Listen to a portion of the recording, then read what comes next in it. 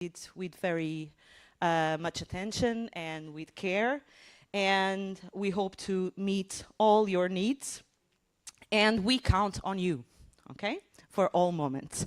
So to actually formally open the event, I would like now to call on stage Alexandros Koptsis, the Regional Director of Primary and Secondary Education of Central Macedonia, and I will ask the support of Andreas Galanos from the National Support Organization from Greece to translate this formal opening, please.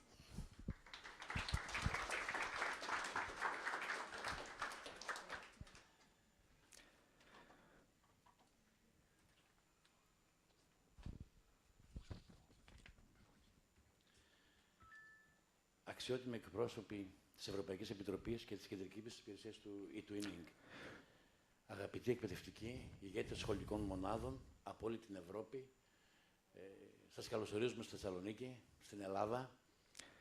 Honorable representatives of the European Commission and the Central Support Service of eTwinning, welcome to Thessaloniki, Greece. Θα μιλήσω στη μητρική γλώσσα, στα ελληνικά, για να ακούσετε και λίγο την ελληνική γλώσσα. In order for you to hear some Greek, Mr. Koptsis will speak in Greek. After all, eTwinning is a multilingual community.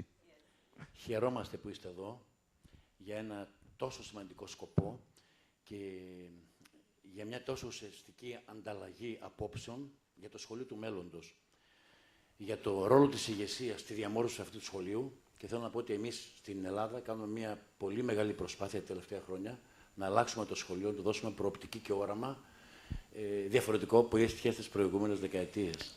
We are truly delighted to have you all here for such an important occasion and for such a meaningful exchange of ideas and views on the school of the future and the role of leadership in shaping it. And here in Greece, we have been trying to transform school and leadership in many ways the past years, and we hope we will achieve something meaningful. Με ιδιαίτερη χαρά και τιμή σας καλωσορίζουμε εκ μέρους και του Υπουργείου Παιδείας, αλλά και της Κεντρικής Μακεδονίας, μιας περιοχής που έχει περίπου 2.300 σχολεία, 30.000 εκπαιδευτικούς και 230.000 μαθητές. It is with great pleasure and honor that we welcome you here on behalf of the Ministry of Education in Greece and of the Regional Directorate of Education of Central Macedonia, a region with more than 330 schools, more than 30,000 teachers and more than 230,000 students. Η σημερινή συνάντηση αναδεικνύει με τον πιο ουσιαστικό, θα έλεγα, τρόπο έναν από τους πιο χρήσιμους πυλώνες της σύγχρονης εκπαίδευσης. Την ηγεσία της σχολικής μονάδος, που είναι καταλύτης της παιδιαγωγικής ποιότητας, της καινοτομίας και της θεσμικής ανθεκτικότητας στο πλαίσιο του σχολείου του μέλλοντος. Today's meeting highlights one of the most important pillars of contemporary education, school leadership as a catalyst of pedagogical quality, innovation and institutional resilience in the school of future. Ένα σχολείο στο οποίο ο μαθητής θα ονειρεύεται. We envision a school where students are encouraged to dream. Ο δάσκαλος θα εμπνέει. Teachers are empowered to inspire. Και ο διευθυντής θα οραματίζεται το σχολείο που θα καινοτομεί. And the school leaders are able to shape a vision of a school that innovates, που θα πρωτοπορεί, leads, που θα ερευνά, explores, που θα αριστεύει and excels, και θα συμβάλλει στη διαμόρφωση δημοκρατικών πολιτών, and will help form democratic citizens, ελεύθερα σκεπτόμενων πολιτών, free-thinking individuals, θα αναδεικνύει και θα διαμορφώνει δηλαδή ανθρώπους με προσωπικότητα. Humans with a personality. Σε ένα διαρκώς μεταβαλλόμενο κοινωνικό, παιδαγωγικό και τεχνολογικό περιβάλλον, In a constantly changing social, pedagogical and technological environment, ο ρόλος του ηγέτη, the school of a school leader, στη διαμόρφωση αυτού του σχολείου υπερβαίνει τη διοικητική παρέμβαση και τη διοικητική διαχείριση. Goes far beyond administrative management. Και επεκτείνεται στη διαμόρφωση ενός οράματος, It extends to building a vision, στη δημιουργία συνεργατικών κοινοτήτων μάθησης fostering collaborative learning communities, και στην ενδυνάμωση των εκπαιδευτικών. and empowering teachers. Η έννοια του σχολείου του μέλλοντος δεν αφορά μόνο την ενσωμάτωση των τεχνολογιών και των νέων παιδαγωγικών μεθόδων. The school of the future is not defined only by the integration of technology or the adoption of new teaching methods. Αφορά την καλλιέργεια δεξιοτήτων, τη δημιουργική και αποκλίνουσα σκέψη, More importantly, it is about cultivating the skills of the 21st century, creativity, divergent thinking, τη δημιουργικότητα, creativity, την επινόηση, collaboration, τη and συνεργασία, adaptability. την προσαρμοστικότητα. Και εδώ η ηγεσία καλείται να λειτουργήσει σαν μοχλός μετασχηματισμού. In this context, leadership must act as a force for transformation, Διασφαλίζοντας ένα σχολείο ανοιχτό στην κοινωνία, ensuring a school that is open to society, συμπεριληπτικό, inclusive, δημοκρατικό, democratic, ευχάριστο, welcoming and pleasant, χρήσιμο και χρηστικό. meaningful and relevant. Το eTwinning αποτελεί ένα εξαιρετικό παράδειγμα ευρωπαϊκής συνεργασίας eTwinning is an outstanding example of European cooperation. που ενισχύει αυτή τη διασύνδεση των σχολικών κοινοτήτων, It strengthens the connection between school communities, προάγει την ανταλλαγή καλών πρακτικών promotes the exchange of good practices, και καλλιεργεί μια κοινή ευρωπαϊκή εκπαιδευτική ταυτότητα. and nurtures a shared European educational identity. Η συμμετοχή εκπαιδευτικών από τόσες χώρες The participation of educators from so many countries στο συνέδριο αυτό in this event επιβεβαιώνει τη δυναμική αυτής της κοινότητας confirms the strength of this community και τη σημασία της διακρατικής συνεργασίας στην εκπαίδευση. and the importance of cross-border collaboration in education. Εμείς, σαν Περιφερειακή Διεύθυνση Εκπαίδευσης Κεντρικής Μακεδονίας της Ελλάδας, As the Regional Directorate of Education of Central Macedonia, Greece, αναγνωρίζουμε ότι η ενίσχυση της ηγεσίας των σχολικών μονάδων we recognize that strengthening school leadership αποτελεί στρατηγική προτεραιότητα. is a strategic priority. Γι' αυτό και υποστηρίζουμε δράσεις επιμόρφωσης, For this reason, we actively support initiatives in professional development, καινοτομίας innovation, και δικτύωσης με στόχο την αναβάθμιση της εκπαιδευτικής διαδικασίας και του εκπαιδευτικού έργου. and networking with the aim of enhancing educational practice and empowering the people who serve education. Επίσης, υποστηρίζουμε την ενδυνάμωση του ανθρώπινου δυναμικού We support the empowerment of teachers, και δεν είναι τυχαίο ότι τα τελευταία χρόνια στην Ελλάδα έχουμε τεράστια αύξηση συμμετοχής των εκπαιδευτικών μας σε προγράμματα eTwinning. it is no coincidence that in recent years we have seen a remarkable increase in the participation of schools in actions related both to eTwinning and to other European programs. Τελειώντας, θα ήθελα να τονίσω ότι η επένδυση στην εκπαιδευτική ηγεσία In closing, I would like to stress that investing in educational leadership είναι επένδυση όχι μόνο στο μέλλον του σχολείου, is an investment not only in the future of a school, αλλά κυρίως στο μέλλον της κοινωνίας μας. but above all in the future of society. Είμαι βέβαιος ότι οι εργασίες αυτού του συνεδρίου I'm confident that the works of this event θα αποτελέσουν ένα γόνιμο πεδίο ανταλλαγής απόψεων will provide fertile ground for the exchange of ideas και θα συμβάλλουν ουσιαστικά στη διαμόρφωση σχολείων που ανταποκρίνονται στις απαιτήσεις της σύγχρονης εποχής. and will contribute meaningfully to the development of schools that are ready to respond to the challenges of tomorrow. Σας ευχαριστώ πολύ για την προσοχή σας. Thank you very much. Χαιρόμαστε που είστε εδώ στη Θεσσαλονίκη We are very glad to have you here. και ελπίζουμε να περάσετε καλά στη Θεσσαλονίκη και να υπάρχει ένας επικοδομητικός διάλογος. Να είστε καλά. We hope you have a great time here in Thessaloniki and wish you every success in the proceedings of the event. Thank you so much. And actually, before moving to the next speech, I would like also to welcome the online audience. We do have some participants online, right, Julia? Yes. And I invite them also to interact on the chat with us, and in due time we will connect with them. And for your information, if you weren't aware that we are streaming this and you want to go back to the conversations we are having today, you can always go back and watch the recording. Now, eTwinning and the School Education Platform is an initiative of the European Commission, and of course, we are also very happy to have a representative of the Directorate General for Education, Youth, Sport and Culture, Amy Burnet, who will bring us a landscape of the EU actions and tools supporting schools and leadership. Amy, the floor is yours. I don't know whether to manage with maybe leave it there and click. Yes. Okay.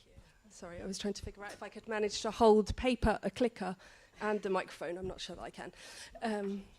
No, it's fine, thank you. So thank you, Rita, for introducing me. So I'm Amy. I'm from the team actually in the European Commission who deals with eTwinning and the European School Education Platform. I know some faces here, but not very many. It's my first time coming to a school leaders event, but not my first time coming to one of these eTwinning events. And I know it's always such a pleasure to meet all of you who are so passionate about eTwinning. And yeah, I really look forward to having some conversations with you over the next few days. I wanted to talk to you today about some of the things that the EU is doing to support school leadership. I think a lot of the conversation that goes on around education in Europe is about teachers and pupils. And sometimes I think school leaders maybe get a little bit lost in that. But I wanted to let you know that we have things in place for school leadership at EU level, and we are talking to school leaders through various networks that we have. And so I just wanted to present to you a few things that we're doing to support you as school leaders. So some of you will be very familiar with some of these points, because I saw in the room that a lot of you are already quite familiar with eTwinning, but for some of you that are perhaps a bit new to eTwinning, I wanted to highlight some of the things that we've got under eTwinning to support schools and school leadership. The things we do on the platform are not just for teachers. We have lots of webinars, professional development opportunities that can also interest, I think, school leadership. I just highlighted a few of the recent ones here. We've done a few of the recent webinars that we've done. You can go back and watch these webinars. They're always recorded and made available on our platform, because we know that teachers' timetables are very crowded and it can be very difficult to make time during the school day. So please come back and have a look at these. You can see we've been looking at effective school leadership in times of crisis. We've been looking at how schools can inspire green skills and sustainable futures. And I put one there on smartphones, which I think is also a very challenging topic that schools as a whole have to face at the moment. Our platform is about eTwinning, but we also have lots of editorial content on there as well. We publish lots of publications and reports, not just from the EU, but also from lots of bodies that we work with, like the OECD, groups representing teachers, groups representing school leadership. And I've put some links here of recent things that we've published that I think would be of interest to the audience here in the room, to you as school leaders. So again, looking at leadership in times of crisis, leadership, we've done a lot of focus recently on leadership in early childhood education and care. We also run teacher surveys, which, we call them teacher surveys, but they're also for schools, for school leaders. We kind of use these surveys as a way of just tasting the water a little bit, testing the water, seeing the opinions of schools and teachers on various topical issues. So we've just published one now on AI to see and to try and understand a little bit how AI is being used in schools and how teachers and school leaders feel about its use in the classroom. Those surveys are kind of for informational purposes only, but we do use them in part of our policy development as well. And I also highlighted a couple of the things here that we've got going on in eTwinning that are for school leaders. I highlighted the small and remote schools network because I know from other events that I've been to that often when you're in a small school or in a remote school, as the school leader, you're also in the classroom, you're doing lots of other things, and it can be quite an alone kind of position. And this small and remote schools network, I think, is a good way for those smaller schools to try and exchange with their peers. So put that one here. And as Ruth mentioned, all of our events, our on-site events, were also recorded. So I put here the link from the school leaders workshop that we did in Turkey at the end of last year, because I think that would also be useful for you. We also have lots of opportunities under Erasmus+. Some of you might be already involved in Erasmus+. eTwinning is funded by Erasmus+. We kind of consider ourselves the first step on an Erasmus, a bigger Erasmus journey, because lots of times participation in Erasmus opens doors to partnerships through, participation in eTwinning opens doors to projects under Erasmus+. So I highlighted here some of the things that we have going on. I think it's important to note that these things, it's not just about class mobility, it's actually also about individual mobility. You as school leaders, as teachers, can go and exchange, job shadow with your peers in other countries through Erasmus. Through Key Action 1, the learning mobility, you can go and do job shadowing, for example, but under Key Action 2, you can also take part in partnerships with other schools, with other school leaders. And I highlighted here an example of an award-winning project where Dutch and Danish school leaders worked together. And it was a really good way for them to see what each other was doing and to learn from the experiences. And that then enabled the Dutch teachers to go and implement some new things in their schools back in the Netherlands. Sorry, struggling with managing all three things. There we go. So I just also wanted to talk to you about a few tools that we have. We have three kind of self-assessment tools that I think would be relevant for you as school leaders. Some of them you might already know.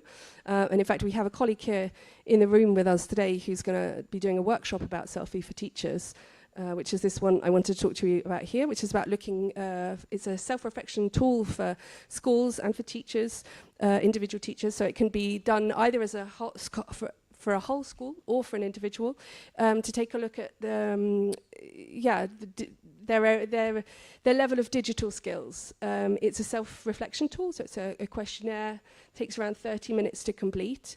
And it's aligned with what we call DigComp Edu, which is some wonderful EU speak for the European Framework for Digital Competence of Educators. So what it does is it grades your school or your teachers' levels of digital skills against a framework that, where, you know, to see where you are on in various different aspects of digital skills, and it gives you suggestions as to how you can improve your digital skills, professional learning that you can follow to improve those. So you can see there's a screenshot here of what you get at the end. It shows you for each of the 6 competence areas where you are. I've put the link to the tool there, and my colleague in the room, Tommaso, is over there. So if you have any questions about it, you can also talk to him during this event. The other selfie tool we have is called Selfie for Schools. So this one is about how you integrate technology into the school. So it's not about the digital skills of the people in the school, but rather about how technology is used within the school. It's the same kind of tool. It's a self-reflection tool where you look at how you're performing, you fill in some questions, and it gives you a tailored report at the end with some suggestions of things you can do to improve your use of digital technology. Oop. Sorry, it's still complicated with all the things. Oopla. Should have made smaller notes. The last self-assessment tool we have is one we launched last year on inclusion and well-being. And like the other ones, this one can be done either as an individual or for a school as a whole. And this one is looking about inclusion policies and practices. So it's really, we know from all of the research that's been done that really school success is about making sure that pupils are happy in school, pupils who feel included, who have a good sense of well-being in their school, are more likely to succeed in their education. So this tool will help you look at what your school is doing, what you as a teacher are doing in relation to inclusion and well-being. And again, it gives you some suggestions about where you can improve. It also links to various resources, free resources that we have on the European School Education Platform to help you see where you can make changes to improve your inclusion and well-being policies. So those are a little bit the tools we've got in place, but we're also doing just a few things in policy development where we're promoting strong school leadership. So we have various different working groups at Commission level for early childhood education, for schools, digital education, for example. And within those groups, we're always talking to stakeholders in education, so teachers, school leaders, ministries of education. We work, for example, with the European School Heads Association. They're one of our stakeholder groups who we work with on a regular basis. We also have a network called the Educational Leadership Network Europe, ELNI. We like acronyms in the EU. So we have a network here which is supported under the Erasmus Plus framework. And this is a platform for education and training sector representatives to make their voices heard in European policymaking. So we speak to this organisation, they do research for us, and in actually this year their research focus is on how different actors within education take part in leadership and decision-making processes. So how collaboration operates in the education environment, how agency, teacher agency and pupil agency is recognised and supported. So it's their work they're doing at the moment is very relevant. I just wanted to highlight as well that we are using Talis. You probably all know about the latest results from Talis, which painted a little bit of a bleak picture in some areas about the world of teaching, looking at the working conditions and teaching practices, how teachers are using technology and AI in school, and was published at the end of last year. This is obviously an OECD report, but it's a report that we use a lot for our data that we're using for policy development. And I wanted to highlight it because actually we're expecting a report on teachers sometime this month. And we also have a report on school leaders, which should be ready after the summer, which gives, in particular, insights into the post-pandemic leadership practices. And I think one of the things that Talis highlighted in the last results was that teachers need a collaborative school environment. The more collaborative the school environment, the more satisfied teachers tend to be in their job and better sense of well-being they have. And I think that's why you, as school leaders and projects like eTwinning, can really help. So we're using the results of this a lot in what we're doing. And the other kind of priority that we're working on at the moment, and again, I guess the links very nicely with the topic of this workshop, is about preparedness, and in particular, leadership preparedness. So we published a report, or eNESET, which is again a body of experts that we fund, published some research and a report earlier this year about what makes an effective school leadership during a crisis. And I just want to underline here that when we're talking about a crisis, we're not just talking about geopolitical crisis like the war and conflict. We're talking about all kinds of crises, pandemics, a flood in your school, hot summer where you can't be outside, or natural disaster like an earthquake. So it's not just about geopolitical crises. And this report is really interesting, I think, because it looks at how teachers can anticipate those crises, how they can manage those crises, and how they can recover from them. And one of the things I think that's relevant for you as school leaders is that there's a kind of a tool in there, another self-assessment tool, sorry for that, but it's it will help you look at how well prepared you are for crises. And there's a nice template in there as well about how you can develop a crisis plan. And as I'm reading all of this, I realise what lots of things you school leaders have to do. Goodness me, it's you have a very busy schedule. And finally, the last kind of policy action that we've got going on in the European Commission that I think is relevant for you is we are developing a teachers and trainers agenda. What is that, I hear you ask? It's it's responding to the Talis results, trying to see what we can do to increase the attractiveness of the teaching profession, what we can do to keep teachers in classrooms and not leaving schools after 4 or 5 years of teaching, And one of the things that I think feeds into that very nicely is the role of school leadership and how working, as I said, in a collaborative environment can help teachers to be more settled in school, to feel more happy in their jobs. And again, we're looking also at cross-border collaboration and mobility, how things like eTwinning can keep teachers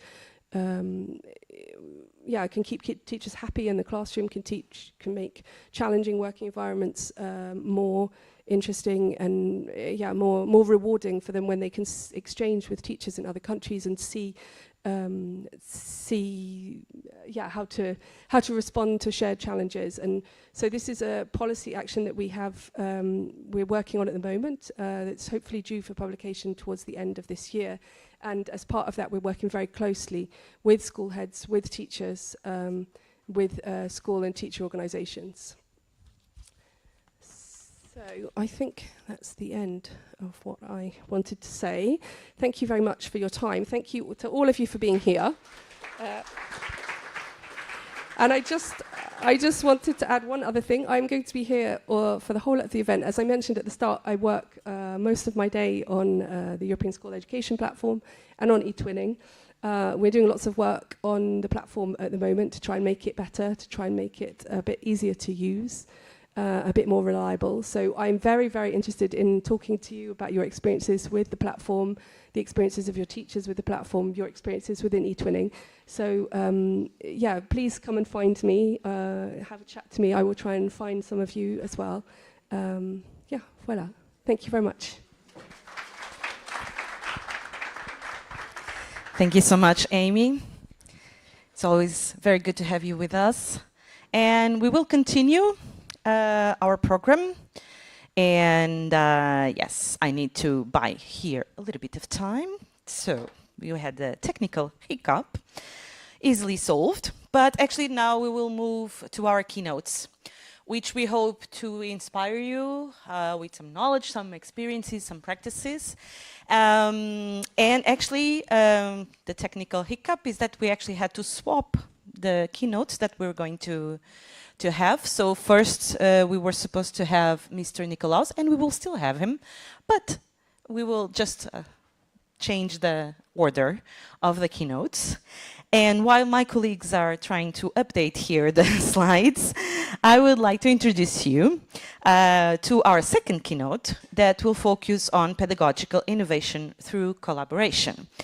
And to deliver us this keynote, I have the pleasure to introduce you Dr. Rose Anne Camilleri, and she's laughing because I didn't pronounce her name correctly. She's an old friend, but mostly she's an eTwinning national coordinator for Malta and education officer in digital literacy and transversal skills. And her work highlights how eTwinning empowers educators to innovate, collaborate, and transform their classroom practice. She's been doing a lot of research on eTwinning, a lot of work on that area, side by side to the work that she does as national support organization. And therefore we found that it was very important for her to bring some findings, some experiences, some thoughts, maybe to trigger some new ideas in your minds.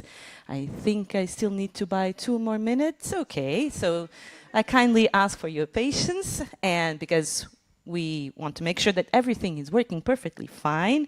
So this keynote is actually titled From Participation to Transformation, the Innovative Power of eTwinning. Could be a movie, this. This title could be a movie. Who knows? Who knows? Maybe one day we will do a movie about eTwinning. Well, is everything ready? Lovely. So I would like now a big applause to Rose Anne, who will join us on stage. Thank you, Rose Anne, for accepting the invitation. The floor is yours. I don't know which microphone. Yes, yes. Do you want to use both? Yes, yes, definitely. Okay.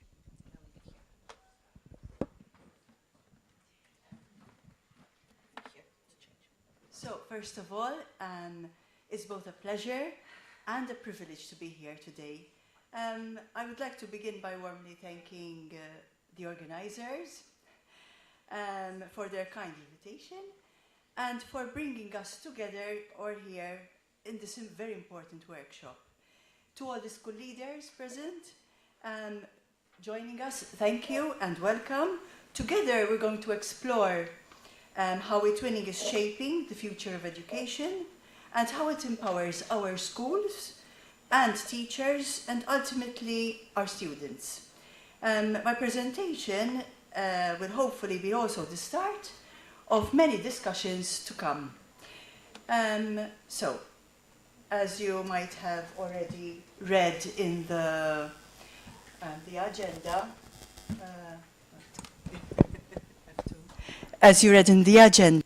I will be presenting also my research work, apart from some bits here and there about my practice, professional practice in the classrooms.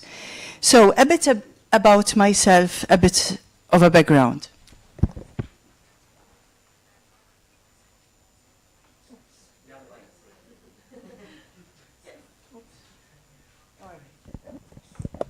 So where did it all start? My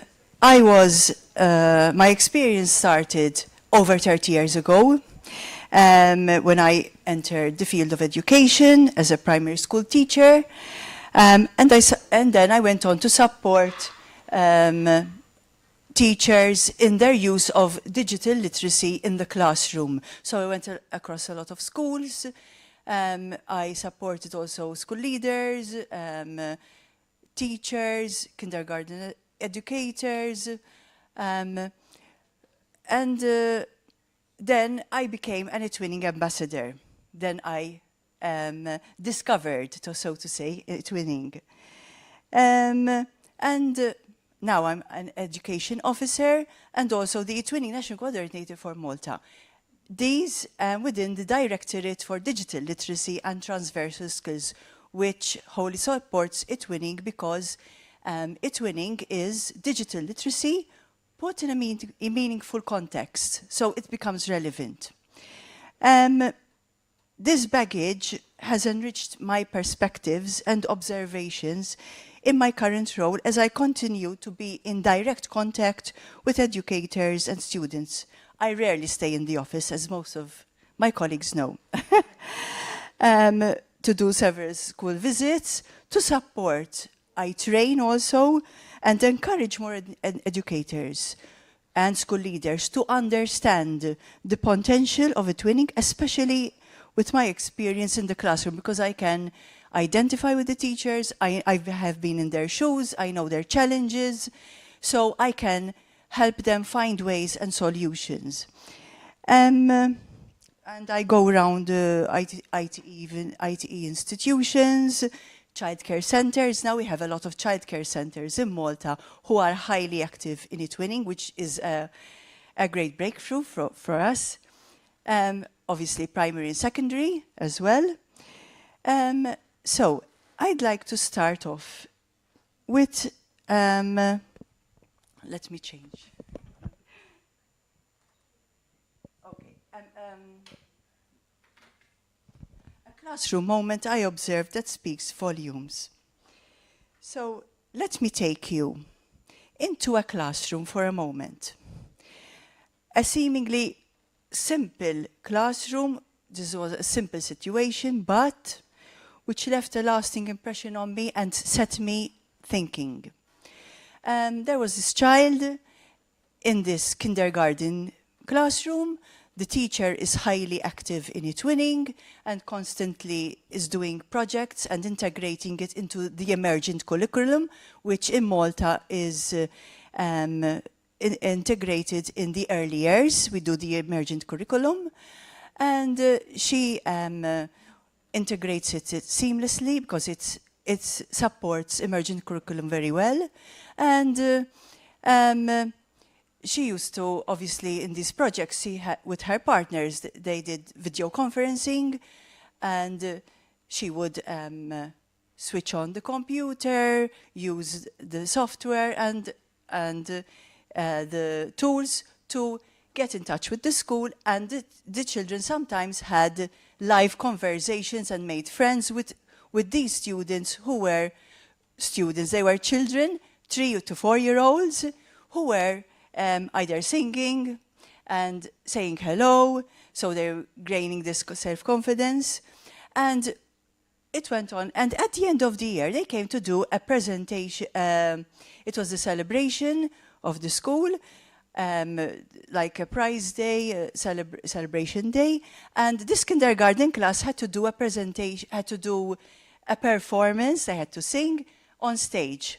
And there was this little boy who came up to his teacher, who was very concerned. And he told her, "Listen, miss, can you please explain to my father how he can use that thing you do on the computer to get us to talk to the other countries and the other children, because he is sick in hospital and he will not be able to come and see me perform?" And this was a breakthrough, because I could see there that the children he was applying what they were learning. He was observing the teacher and seeing her put on something on the computer, and they were talking to these live and they could see them. So he said, "Why doesn't she do the same with my dad, and he can still from hospital see me?" So this was very, I wanted to start this because it's really influenced me. Anyway, my interest grew, and I wanted to look further into how teachers were looking at eTwinning, how it was becoming a catalyst for innovation, because teachers were telling me, and I could see them, that they were changing. eTwinning was the trigger to push them out of their comfort zones and start doing things they never even imagined. During my research, I interviewed some teachers. They were from different levels. And this is what they told me, that they never expected that they would go that far, because some of them didn't even have an idea of digital literacy, for example, or how to use, because as we know, eTwinning is fully online, and you have to know work with digital tools. And they said, at first it was hard, and I needed a lot of support, but then they themselves started looking out and even teaching others.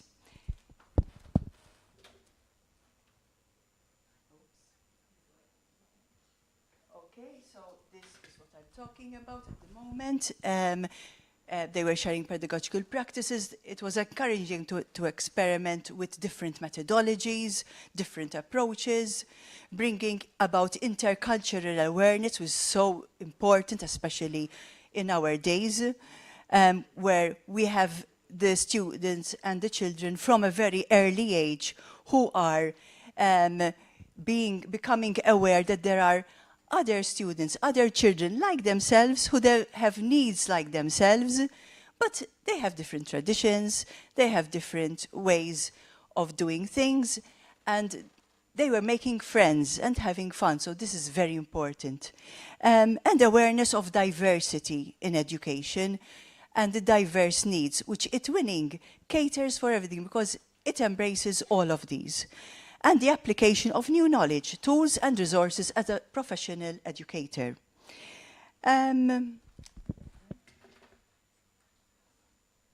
So this is the title of my research, Investigation to Maltese Educators' Perceptions of the Role of eTwinning in Facilitating Pedagogical Innovation and Transformative Classroom Practices.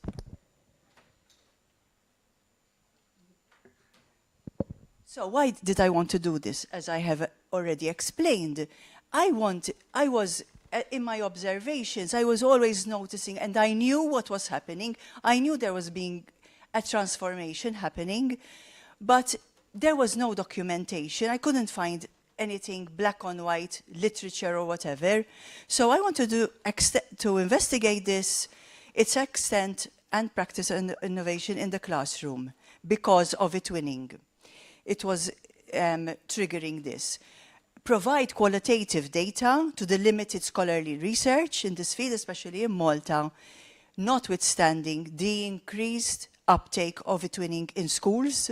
As my colleagues can confirm, the uptake is very high, and as years go by, even projects are becoming even more with very high standards. These last 2 years, I believe, we barely rejected any projects because the high quality is so good.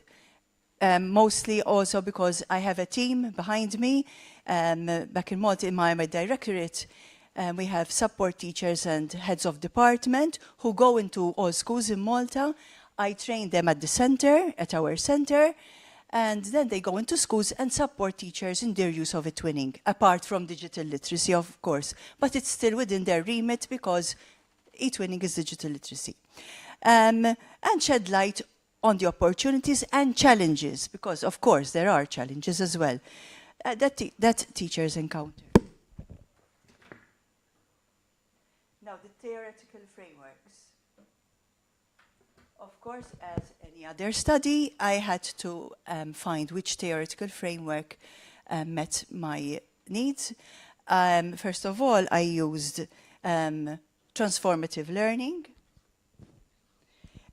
This is transformative learning by Mezirow, provides the underpinning and a valuable lens to understand how educators may experience pedagogical transformation on an individual basis, because you are changing your beliefs.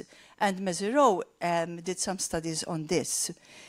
And eTwinning projects presented such dilemmas about their beliefs, about their methods in teaching, and required new pedagogical routine, beliefs, approaches, which eventually would lead to transformation. Activity theory then analyzed the broader social and cultural dimensions in pedagogical innovation, wherein we see in an activity, we see the human activity in the classroom is a system of tools, rules, community, all interacting with each other. Even contradictions in this system often are the triggers which lead to innovation and change, because when you come across a hurdle, sometimes it's the way you discover something new and you know how to, so it leads to empowerment and transformation. The SAMR model, I'm sure some of you have heard of it. It's used to gauge the level of technology which an educator has reached. It could be how they are using technology. If it's just for substitution, I just use a word processor instead of writing. That's just substitution. But then when they go to higher levels where they are creating, then they start from augmentation, modification, up to redefinition, where there is the active participation and where it's like project-based learning, where it's coming from the students and not the teacher is there as a facilitator to guide and to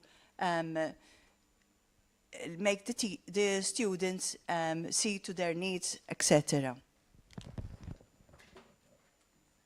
This is a bit my methodology, a qualitative research. I had 4 semi-structured interviews with teachers from varying levels, from kindergarten up to secondary. Data was collected by recording the interviews and transcribing them.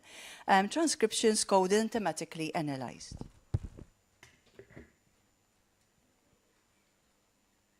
Of course, and then I have my findings. eTwinning, I could see that it increased the motivation to collaborate with peers and European educators, increasing sharing of practice and cultural exchange. This is important. The notion of collaboration is important because some teachers aren't ready to collaborate, as many of you might know. In my experience, some, especially years ago, and at times it is still prevalent in our classrooms, teachers are not willing to share. They are afraid to share. They keep everything to themselves. But some of them, then when they discover how beneficial it is to share, because you learn from each other. You can be working on a project wherein I am good at these things, so I will do this part, and the other educators will do other parts. So we are together, working together. And as we know, teaching is a very lonely job, because in actual fact, when you're in the classroom, you're alone with the four. But with eTwinning, it breaks the four. It pulls down the four walls of the classroom, and you bring in all these European cultures and whatever. It's the development of digital competence. All the educators, they reported that they made a tremendous improvement on their digital competence, even that of students, increased use, experimentation, including exploration of AI, which is very prevalent today. Motivation of the teachers' own professional development and growth. There was a lot of motivation. And the children were engaged. Why? Because eTwinning is fun. At the end of the day, why shouldn't education be fun? And because they were having fun, they could learn more. They were constructing their own learning with diverse methods. And teachers then noted significant student engagement, more creativity, more teamwork, and self-confidence. Whole school and community involvement going beyond the four walls of the classroom. Okay, and now we have the challenges. Obviously, there are technical difficulties in online collaborations, especially because times are not the same, varying time zones, for example, or school hours. Some finish before, some finish after, so we can't find times. Time constraints, vast curriculums, making integration difficult. But this we solve. When I go into the schools and talk to the teachers, I tell them to look at what their learning outcomes are, what they need to achieve during that term, the scholastic year, and see how eTwinning will bring that to life and make it even more effective, the teaching. So it's a teaching tool. eTwinning is not another thing, it's not another subject, but it's a method of teaching. So teachers in the beginning, they see it as a burden, as an extra thing. But then, especially when you talk to experienced teachers, they now integrate it so seamlessly that year after year, it's like a bug. Once you touch it, you never go back, really. Digital tools, which are not free, limited, digital devices in secondary schools, these were all the limitations. And school leaders who are not supportive, unfortunately. There are school leaders who do not support eTwinning and do not want eTwinning in their schools, because most of the reason is that they don't understand the potential of it. They think it's just another thing. But when I talk to them and show them and see how to understand how it is seamlessly integrated, and they still can do the things they are already doing, yet in a more integrated and engaging way, then they understand, but still there remains. So hopefully you will not be like that.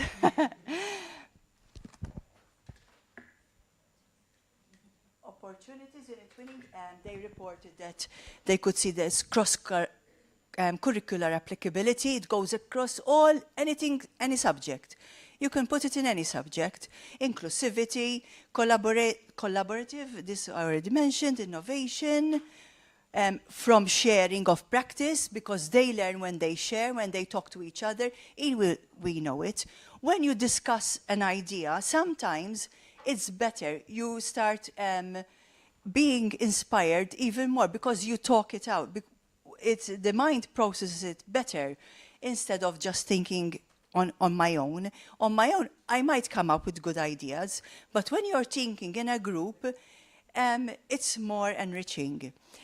It's project-based learning, and these teachers were telling me that they could see it was like that.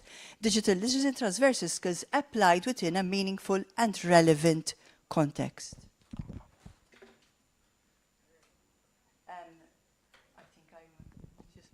All right, this is a story. These slides will be shared, so you can click on that link. This was a project I wanted to share. It was between Turkey, Malta, Georgia, Bosnia and Herzegovina. And as you can see, for example, the goals were to improve reading and listening. So who doesn't do reading and listening, you know? So it's not to raise awareness about nature and recycling. This particular project was like that. To discover different cultures, use digital resources. The results, what they were expecting, a collaborative giant snowman puzzle. They did an international national hero digital badge, a collaborative culture suitcase exhibition. They went to do an exhibition, and an audiobook, an e-book, which they created by learners. So the students created this. They found the pictures, but then the students were recorded, their voices, and the great thing about this was that every sentence was in a different language, in the languages of the participating partners. So then it was distributed to the classroom, to the countries, and the children felt very proud because now everyone is going to hear me from around the world for them. And you can hear it, and so if you go there to that link, you will be able to see it, because now we don't have time. Quickly, a video message from Miss Marika Galia, who is the head teacher of Slima Primary in Malta. She's going to talk to you about her experience as a school leader. Hello everyone, I'm the head of school of St. Clair's College Slima Primary in Malta, and I wish to share with you the project that I did this year with my team at school, where I joined eTwinning and Erasmus together. One of my targets in my school was doing an international and local project, because when I came to this school, I noticed and observed that the teachers were not so much inclined and motivated to work in projects. So I provided training and discussed with them during a training session, and discussed with them the fact that projects provide a lot of advantages, skills, and also they are not a burden or extra work, because they're part and parcel with the curriculum. So I created a project where we discussed together how can we intertwine the curriculum with this project, and the teachers realized that it's no extra burden. I involved also the senior leadership team to assist with the teachers when it comes to reporting or uploading and providing resources that they needed. We created this project using the eTwinning space, and the teachers created, both the Spanish teachers, because it was with a Spanish school, both the Spanish teachers and my teachers created activities. Bit by bit, everyone wanted to be involved, and then the Spanish children from the Spanish country came to our school with their educators. During that week, our teachers provided a lot of activities, vast activities, including digital literacy activities, outings, cultural outings, history outings, and special assemblies with performances, from having one class taking part per year, having the whole school taking part. Teachers realized also that the children had fun learning in a different way. So yes, I would recommend other school leaders to take part in such activities and joining even Erasmus and eTwinning together. once they are motivated and realizing that it is fruitful, not just for the children, but even as adults and professional educators, I believe it would be a success. The takeaway from it was, as a school leader, is seeing the teachers who had a different idea and attitude towards such projects, and I believe it's changed now. Obviously, they need to know that you are supporting them as a school leader and you are with them along the way. Feel free to access the project and from our Facebook page, eTwinning Space, and links of the video. Thank you for listening. So there you have. There you have her contacts, and feel free to contact her. At the side, you will have, when you have the slides, they are links to the activity. Oh. Sorry. At the side, there are the links to the activities that were created with this project, and you can see how interactive they were and how integrating what they are doing in the classroom. And there is also the Padlet, a link to the Padlet, wherein the children uploaded what they were thinking, what they were doing, what they were creating, and sharing with other friends, with their other friends. So it was really a success. Okay, now, this I'm just going to, it's not going to happen really now. I'm just going to set the stage here, because we want to hear your voices now and your views. We want you to name one action you can take as a school leader to promote eTwinning in your school. You can take a photo of that, but then later on, and Ruta will be informing you, we will have a workshop where we will take in what we will all see the results of what you have written there. So take your time, you can do it elsewhere, and we'll see what your views are. Finally, food for thought, why eTwinning matters. Imagine if all teaching was done through the eTwinning methodology. If every classroom was connected globally, if learners' learning is done through real-life collaboration, and educators empowered to learn from each other, innovate and transform, and project-based learning embedded in the curriculum to be the way students learn. Then eTwinning would truly be creating a mind shift in the way we teach and learn, transforming education, not just our classrooms, education in our classrooms and beyond. Before I finish, I just want to say that I'd like to leave you with a simple thought. The real impact does not end with this seminar. It begins when you return to your schools. Thank you for listening, and more importantly, for the difference you will continue to make in education. Thank you.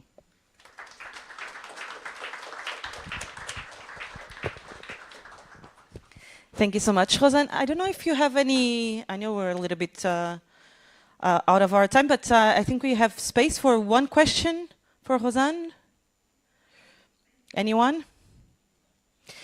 Not yet. About the research? Yes. Yes. You can reach out to her, and she will be around, like Amy, the whole event, so you can also talk to Rose Anne about her findings in this research she did in Malta. And we will hear a little bit more about Malta reality and the work they're doing with the school leaders in the panel discussion that we will have right after our break. And now we move to our next keynote, which I'm actually not seeing, so I'm asking my colleague Julia to see if everything is okay. And in the meantime, I will introduce the keynote. So this second keynote will focus on inclusion as a driver of transformation in schools. And we will talk about Future Ready starts with inclusion, a European leadership case study in designing game-changing communication environments. And for this keynote, I have the pleasure to introduce Professor Nikolaos Fachantidis, from the University of Macedonia in Greece, and his work bridges educational leadership, digital innovation, and social robotics with a strong focus on inclusive learning environments. And I think for that we need to change here a little bit the stage, so I'll give the space. Yes, I will leave then. The clicker will be here.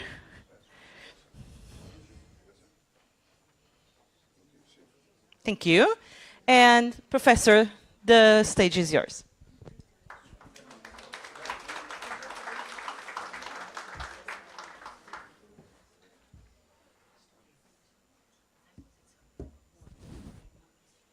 So I came with a colleague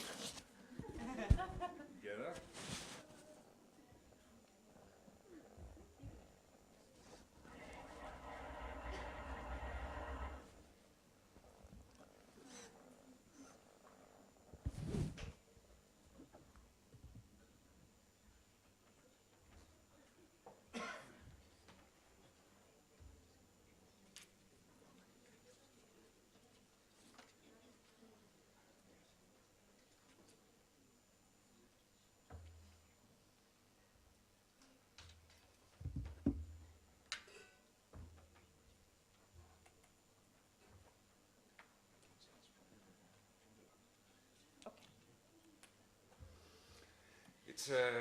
I'm truly exciting to be here, excited with such an active community, the eTwinning community, and thank you very much for the invitation.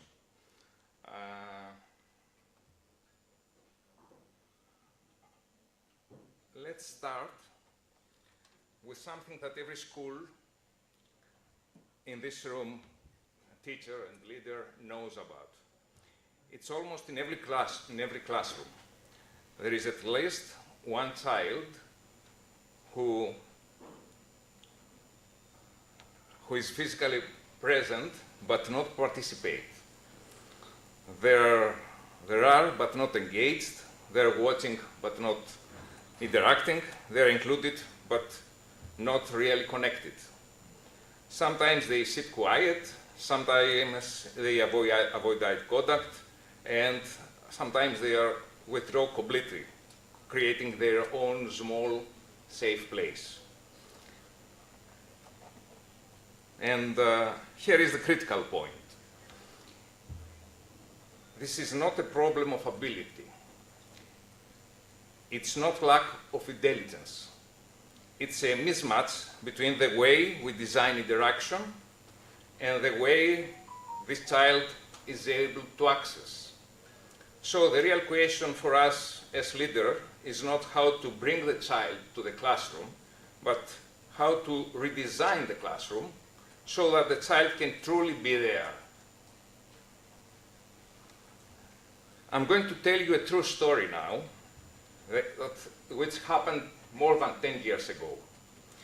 It's a real story that I even had the chance to capture and have photos with my camera.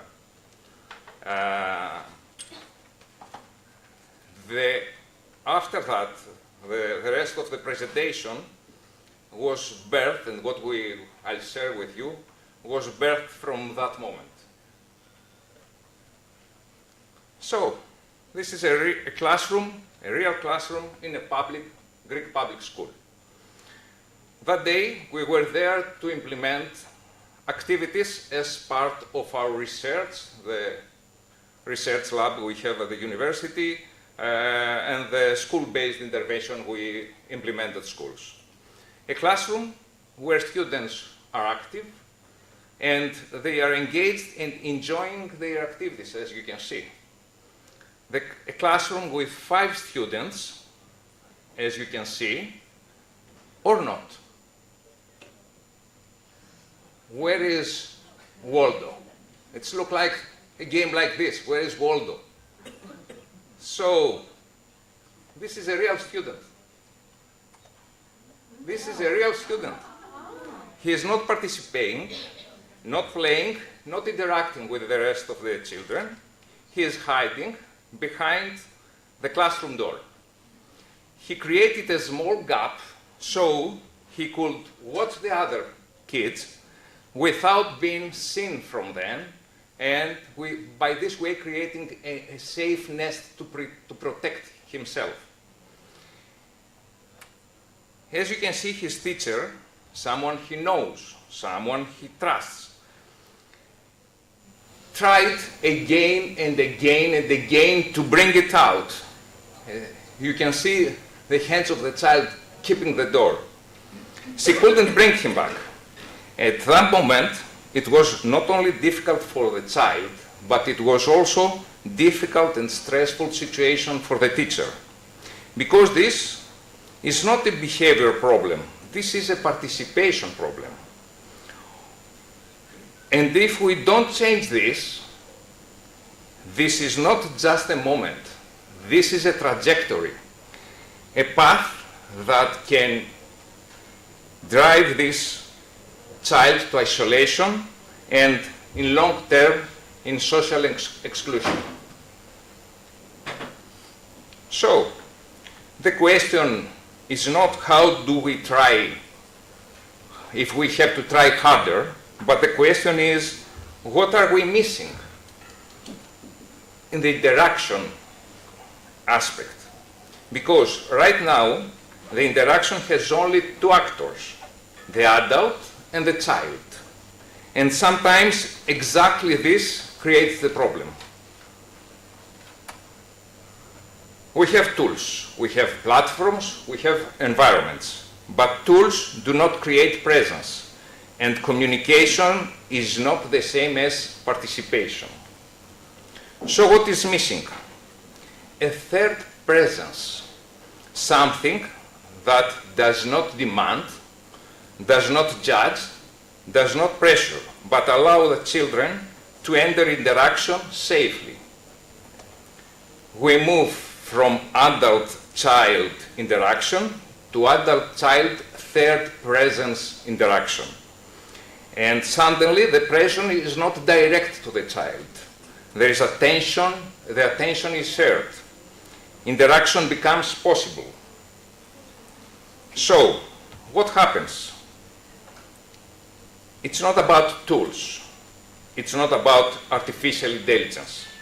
It's about something much simpler, a persona. If we change the interaction, what if that critical moment we could introduce a third presence who comes towards him without demanding anything? Hi, is it okay if I come a little closer? Yes, but be gentle. He doesn't like much sound and noise. Hello there. It's a bit loud for me too. But I like what they're playing. Do you? This can be the change of the situation. The moment that everything will change, the same child, but instead of being pulled out from the nest, something else, a third presence, a persona comes towards him without demanding anything, without pressure, without evaluation. We didn't change the child. We changed the interaction. We changed the social content. For instance, what we have just demonstrated by this situation to bring Daisy near to child, we could see methods like, strategies like co-regulation, reduced pressure, shared attention, safe entry point, and many others. Now the same story, redesigned. This is not just a child and the teacher. This is a third presence.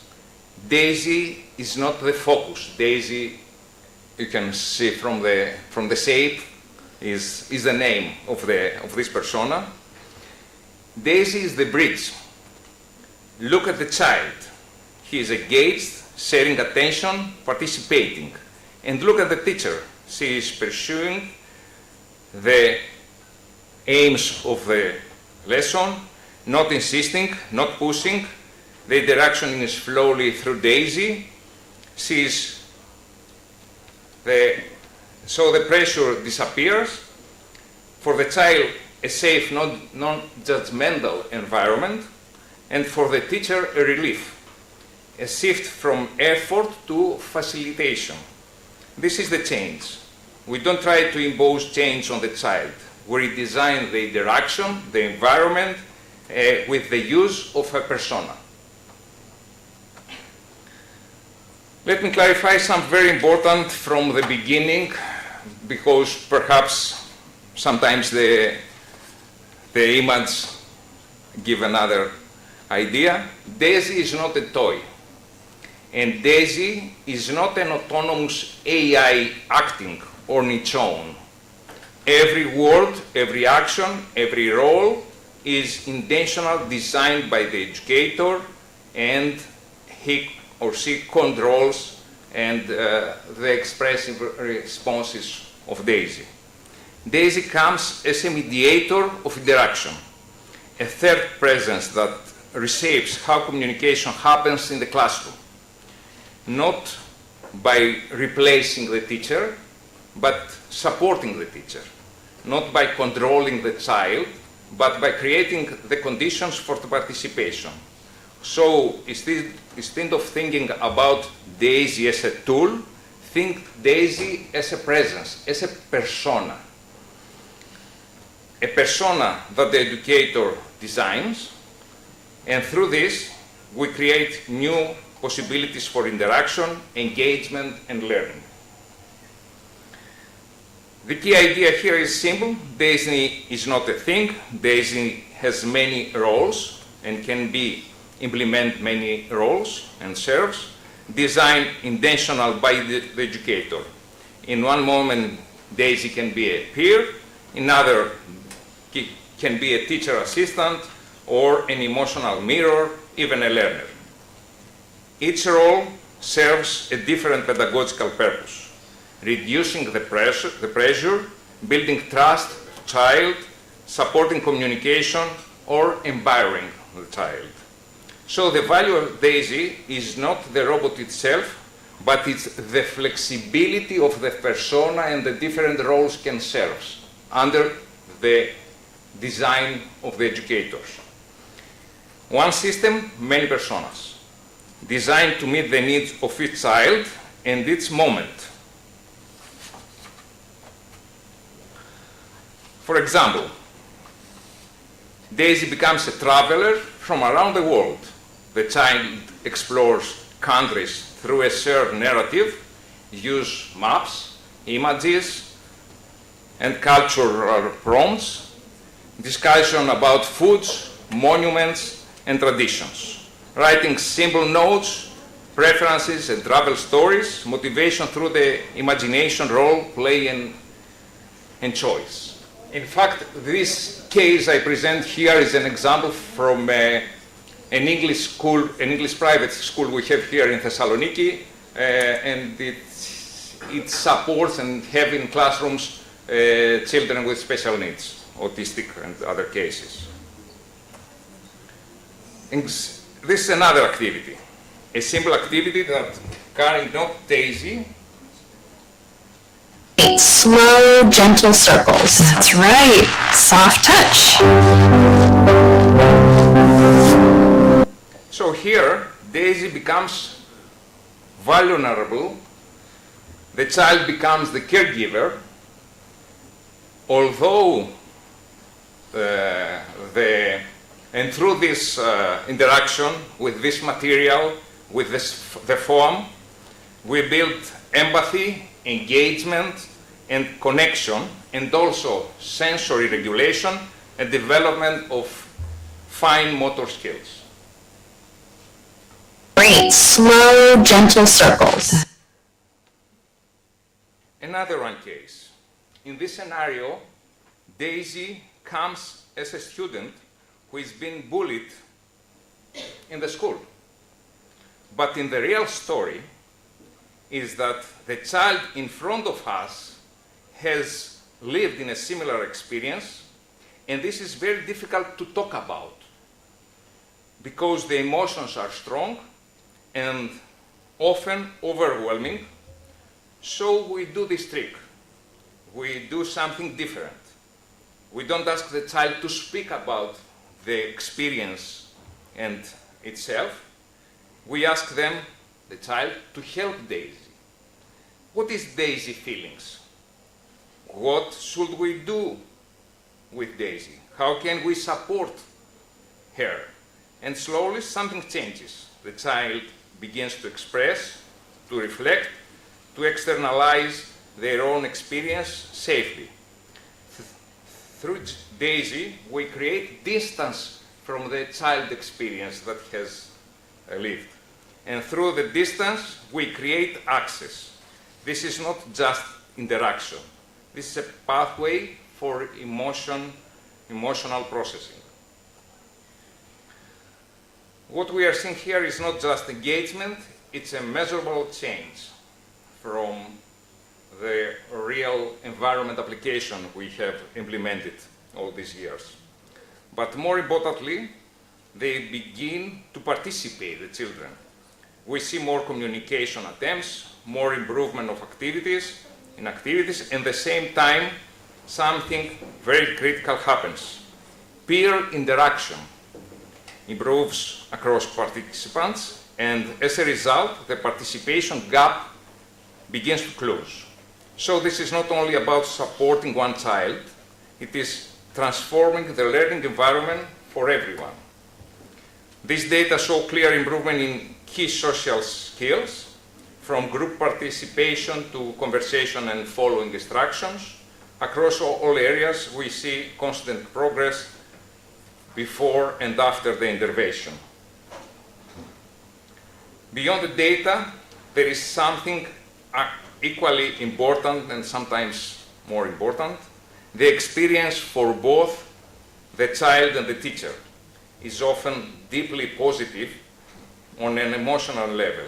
We see trust, attachment, and genuine connection, moments that remind us why this work truly matters.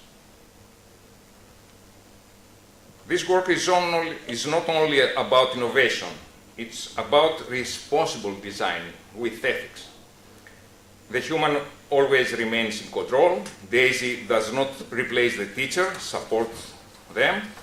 The design with special care of the Daisy for vulnerable populations, ensuring safe, transparent, and non-overwhelming experiences.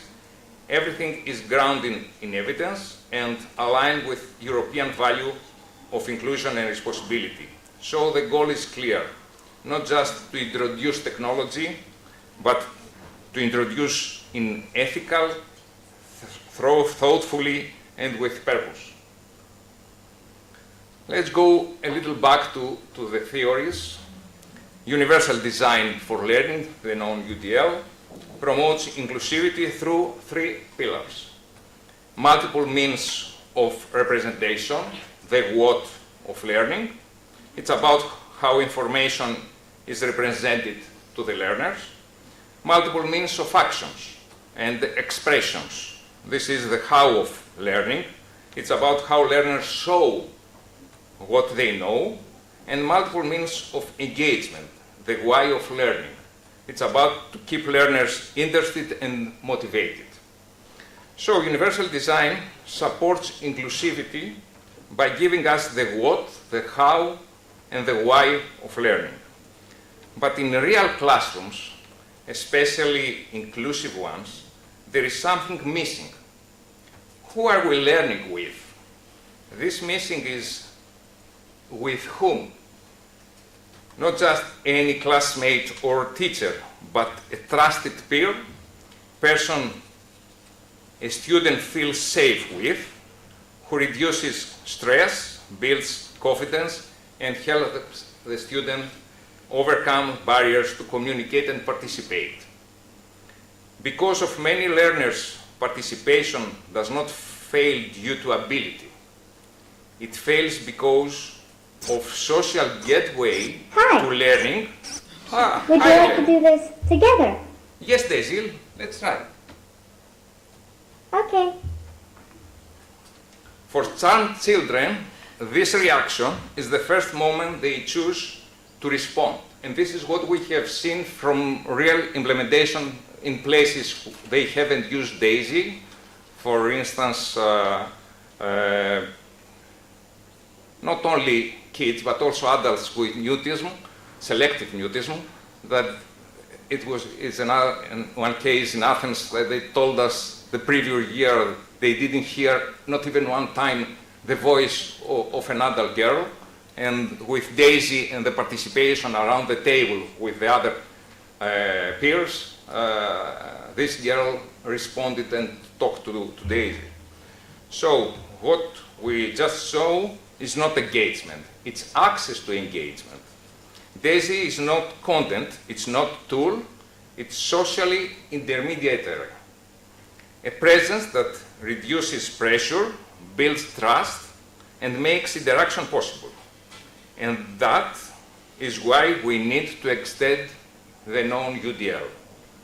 Not with another method, not with a fourth dimension, but with the learning with whom. The three UDL pillars, presentation, action, engagement, implicitly assume that the learner is ready and able to engage socially and cognitively with the environment. But as you know, in a real-world context, autism, communication difficulties, anxiety, low participation, attention deficit, hyperactivity disorder, selective mutism is often holds the kids behind. So what DAISY actually does is not support engagement, it enables access to engagement, it mediates the social gateway for learning. This is fundamentally different layer. You are not adding just another feature, you are introducing a missing condition for UDL to work in practice for some learners. So DAISY supports the implementation to the fourth pillar. Multiple means of social interaction, the fourth pillar. The learning with whom? Providing trustworthy, not just mental, intermediary social partner. A persona, not a device. A mediator, not a replacement. A third pole in triadic interaction, not a gadget. DAISY as a social assistive robot helps teachers to create the right condition and supportive social environment under which engagement becomes possible with proper social interaction. After everything we have seen, this is the shift we are proposing. In many cases, inclusion is treated as support. Sometimes we add when it is needed. But future-ready schools require something different. They require strategic design in advance, designing environments, interaction, and roles, so the participation is not an exception, but the default. So the question for the leader is not what technologies will we adopt, but what kind of participation are we designed for? Because in the end, future-ready schools are not defined by technology, by the participation they enable. eTwinning, let's see the case we know or we hear. eTwinning already connects classrooms across Europe with success, but connection is not always the same as presence. When with DAISY, we move beyond the screen. DAISY becomes a telepresence ambassador, a physical, expressive classmate, representing the partner school abroad. So, instead of interacting with the screen, children interact with the presence 24/7. And this transforms distance into a real social encounter. In fact, we have no idea of any use of DAISY in any eTwinning program, but we have the experience from COVID period, where they used DAISY in a school, and another school or children from their home could send messages to DAISY to tell to the other people. If there is one thing to take from today, it is this. Future-ready schools design the moment we decide that every child must be able to participate, because at the end, it's not about the technology we introduce, it's about the relationships we design and participation we make possible for every learner. Thank you.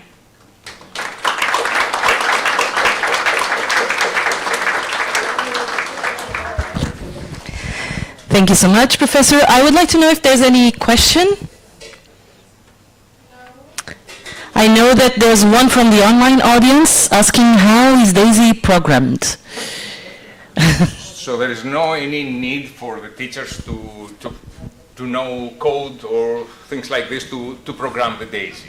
There is a very friendly application at tablet where you type or you dictate the actions that the DAISY you would like to have, to implement. Mm-hmm. The idea is, and the necessity for training is beyond the technology. It's not a technology issue, because it's very easy. If you come in 30 minutes, you know to work with DAISY. The necessity of the training is about how you create a persona you would like to have in the classroom. Do you have a previous experience with any persona that you were able to bring in the classroom and do application and help you as you would like and need? It's something new. Puppet, exactly. So the idea, one of the theories, it's the puppet learning approach of that DAISY relies on. So the idea is, and when we train teachers, we train them how to understand what is the role, what is the expression, what is the intervention of a persona that will help them in their aim, in their goals in the classroom. Okay, thank you. Thank you so much. Thank you for joining us. Sorry? Sorry, there's another question. Just one more then. Yes, can you? Yes. So the question that one of the participants online have is, how can a school be funded to implement such teaching methods like DAISY? As principals, we need to set priorities. Should we buy tablets or support teachers with the educational materials? Okay, so I think it comes to answer what we prepare to do now. During the break, at your tables, we will leave one of these brochures. It's an invitation if you want to attend, to participate in our webinars about this kind of personas, how we use them. It's mainly the educational part, and each webinar has to do with different application and case in the school. Mm-hmm. So if you would like to participate, you can scan the QR code over here, and it's just the email and your name to express your wish to follow this webinar. DAISY is not a market-ready product. I mean, there's no any company that sells DAISY now, this moment, but the schools or the special centers or other associations from parents that they acquired, they got it in Greece.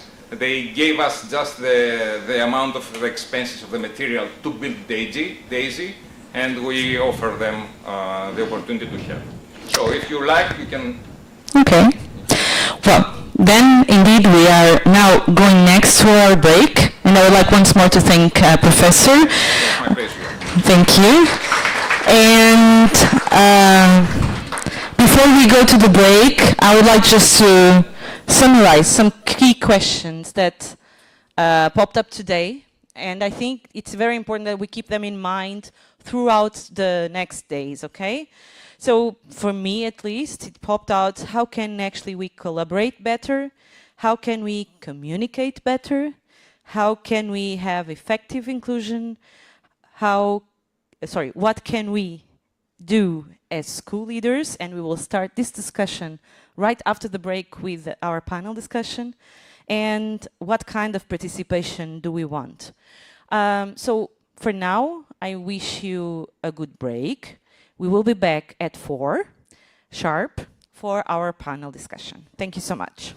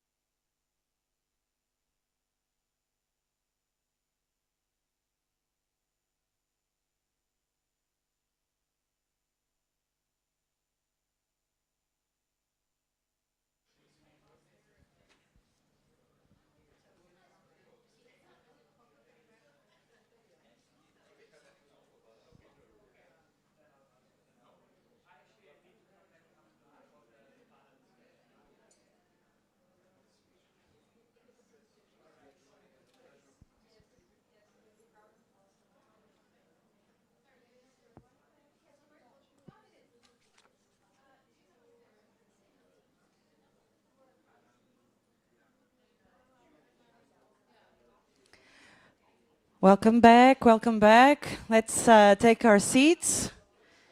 Please invite another colleague to come in.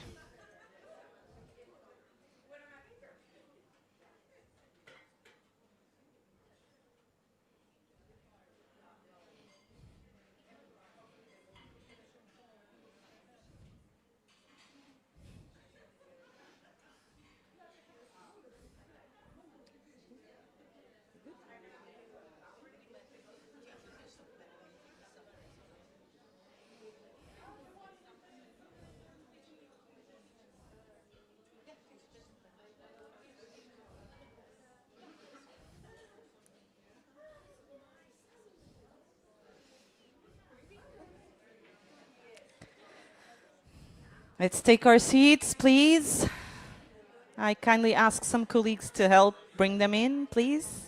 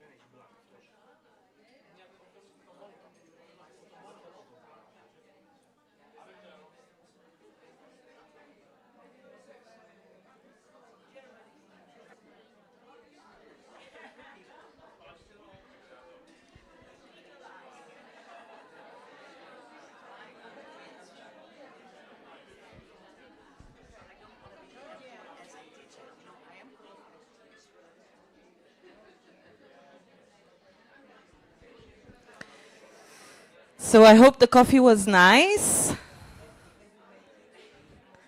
Let's take our seats and let's continue with our program.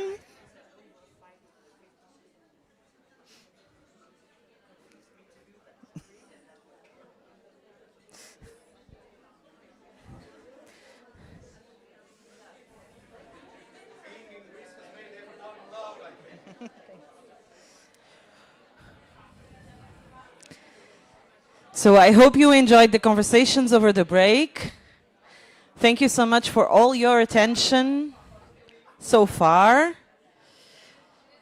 I kindly ask your attention once more, okay? For the next 40 minutes. I promise that it won't be more than that. And then after that, we will have a nice moment of networking and then, I'm sure, a lovely dinner. Okay? Are we ready for the rest of the day? Yes? Good. Thank you so much for the feedback. So now is the moment for our panel discussion. I know you have plenty to share, but now let's hear from the guests that actually I've invited for this panel. I didn't invite these guests because they are, you know, the experts on the topic, but because they do have some experiences to share.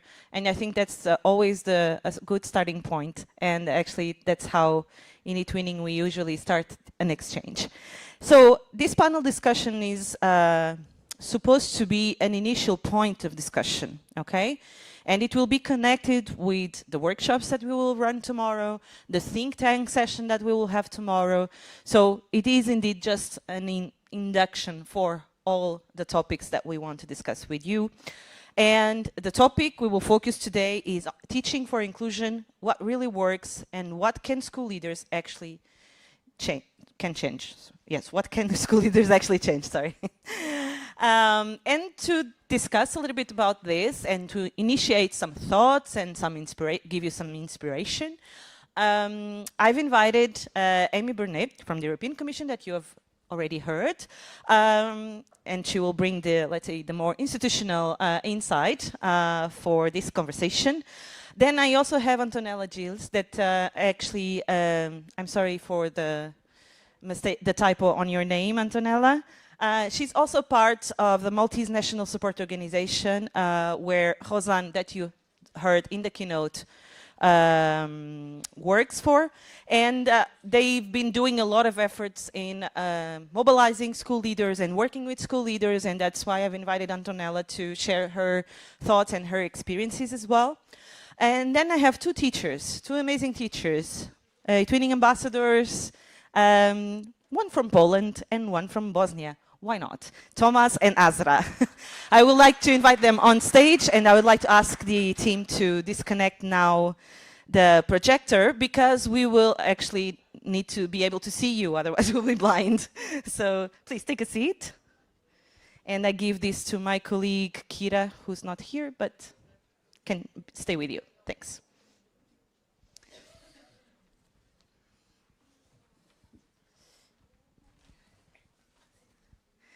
So we will share the microphone, Antonella. Is that okay? Yes. Good. Sorry, they are not the only ones struggling with too many things in their hands. It's indeed too many things.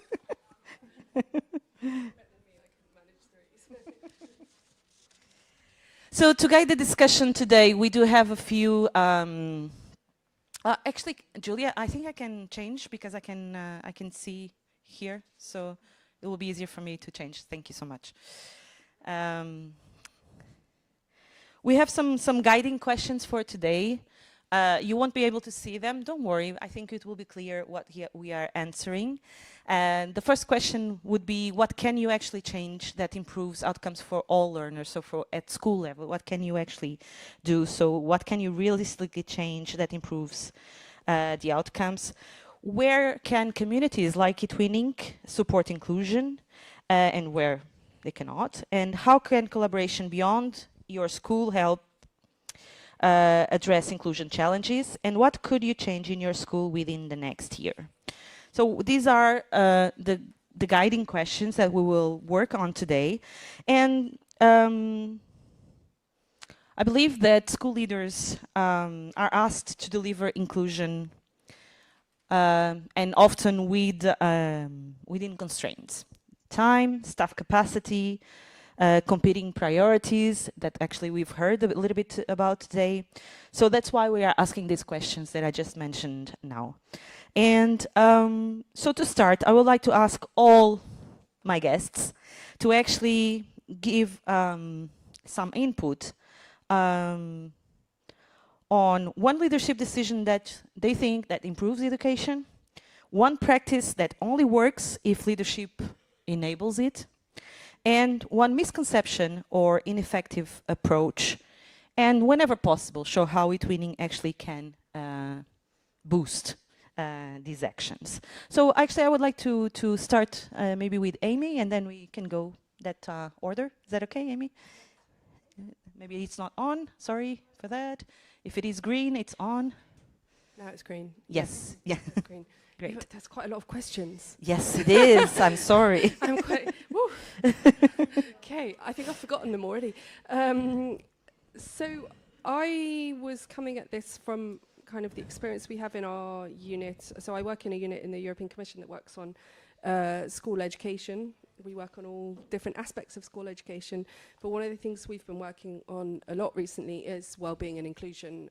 Colleagues of mine published last year guidelines on well-being and inclusion for schools. There are two sets of guidelines, one for policymakers and one for teachers and schools.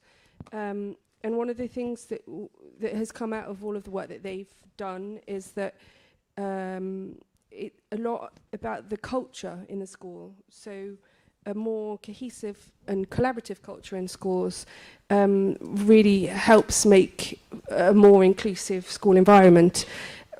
It helps by involving teachers and students, I think, and that's one of the things we try and do with the eTwinning schools, for example, is to have more student agency within the school. I think by reinforcing the participation of teachers and of students within what goes on in the school can not only make people feel more valued and more included in what goes on in the school, but can also make the environment more supportive, because rather than just one person imposing, one person taking decisions, you have a group of people who sort of sharing that decision-making responsibility, supporting each other in what goes on in the school environment.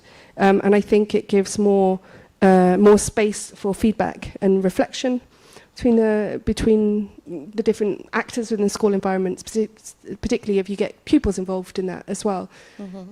So for me, that's a collaborative environment within a school can really help for inclusion, and that's what we've seen in the work that colleagues in my unit have been doing. And I think that's something that can only work if leadership enables it, because obviously, you know, school leader is the person at the top. I work in a very hierarchical structure, so I know how that can be. You know, if the leadership isn't supporting that approach within their school, then obviously it's not going to work. School leadership needs to want to work with the teachers and work with pupils, and make a change in the way that things are run. I think that's for me. I'm not sure about the misconceptions, so I think I might leave it there and ask maybe for some others. Okay. Then you want to go next, Asra? Okay. Yes.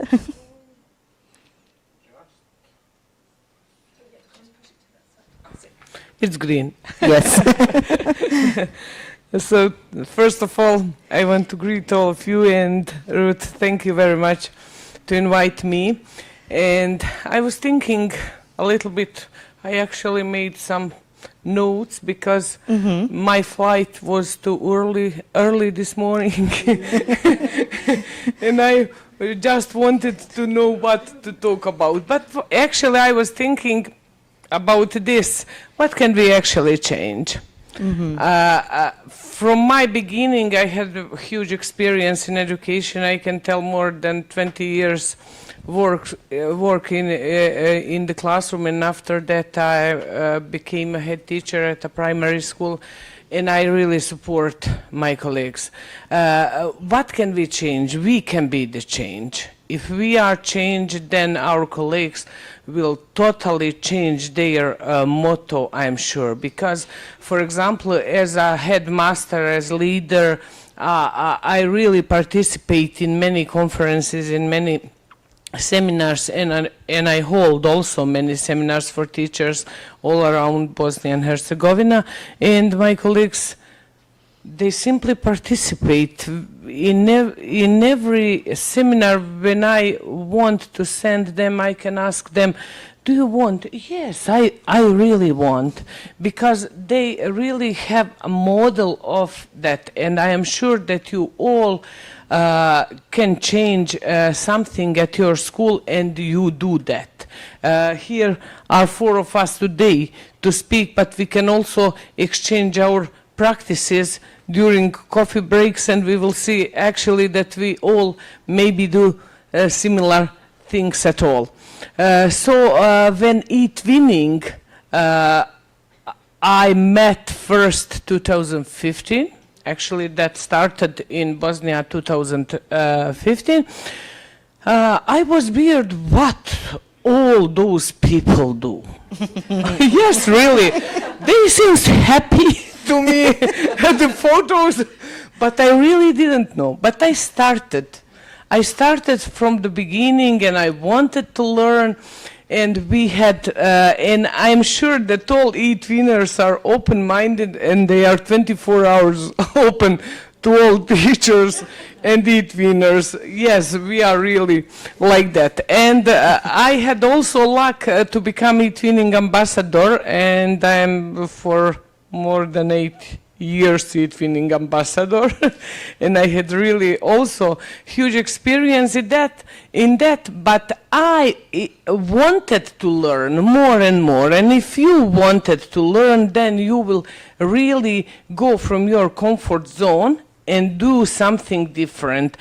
Something different, I mean, firstly, about our students. They are kids of 21st century, and they want some different things.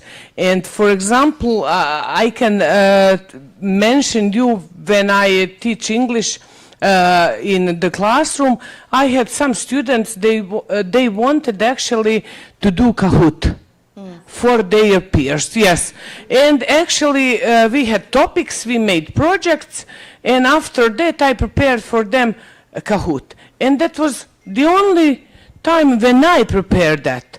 They used the role, and they always wanted to do it again and again. And that's it. Actually, we have to be facilitators, not only teachers, just to lead them to find their path. And I think that's our first task in schools of 21st century. So being an example? Being an example. That should be followed by the other teachers. That's what I understood from what you said. Yes, yes. Okay. And do you have any misconception or an ineffective approach that you would like to share? For example, when my first project was in 2017, and I was also on one conference in Vienna, and we started our international project. In that project was, I think, 14 schools from 14 different countries. And that was really great practice, because many schools after that use that to make some money and to give that to charities. Because we actually had cake day at our school, and each school had that, and all the money we gave to charity. And since that was 10 years ago mostly, and since that really, when I see many schools that actually sell the cakes, I remember my first But travel. that's an effective approach, Yeah, not an yeah. ineffective. I want something that went wrong. Do you have an example? I don't want to think about wrong, especially when eTwinning was. Okay, then We talk about. I really want to think. then we can move to Thomas. It's okay then. Then Thomas, what would you like to share with us? A leadership decision and a practice that only works if leadership enables it. Hello. What can I say more? I'm not sure. But yeah, I think maybe one thing, that if I am on fire, I can inspire other teachers. So if we are leadership, we can give them space, time, and focus how to cooperate together. This is very important for every school. We know teachers are maybe not everyone, but teachers know better always.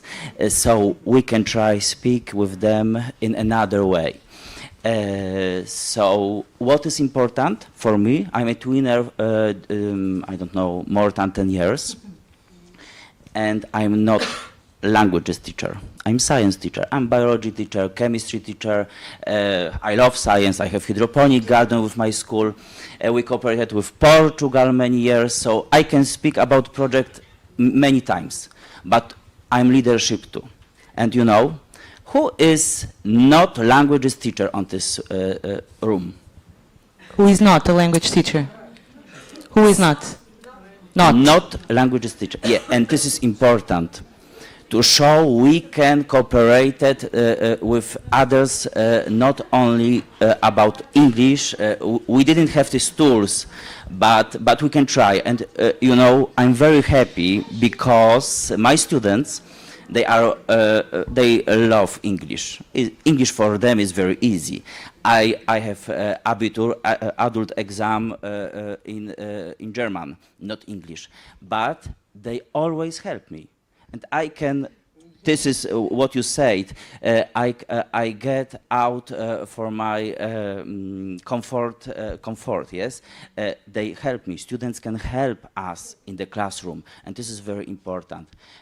How we can engage students to our work?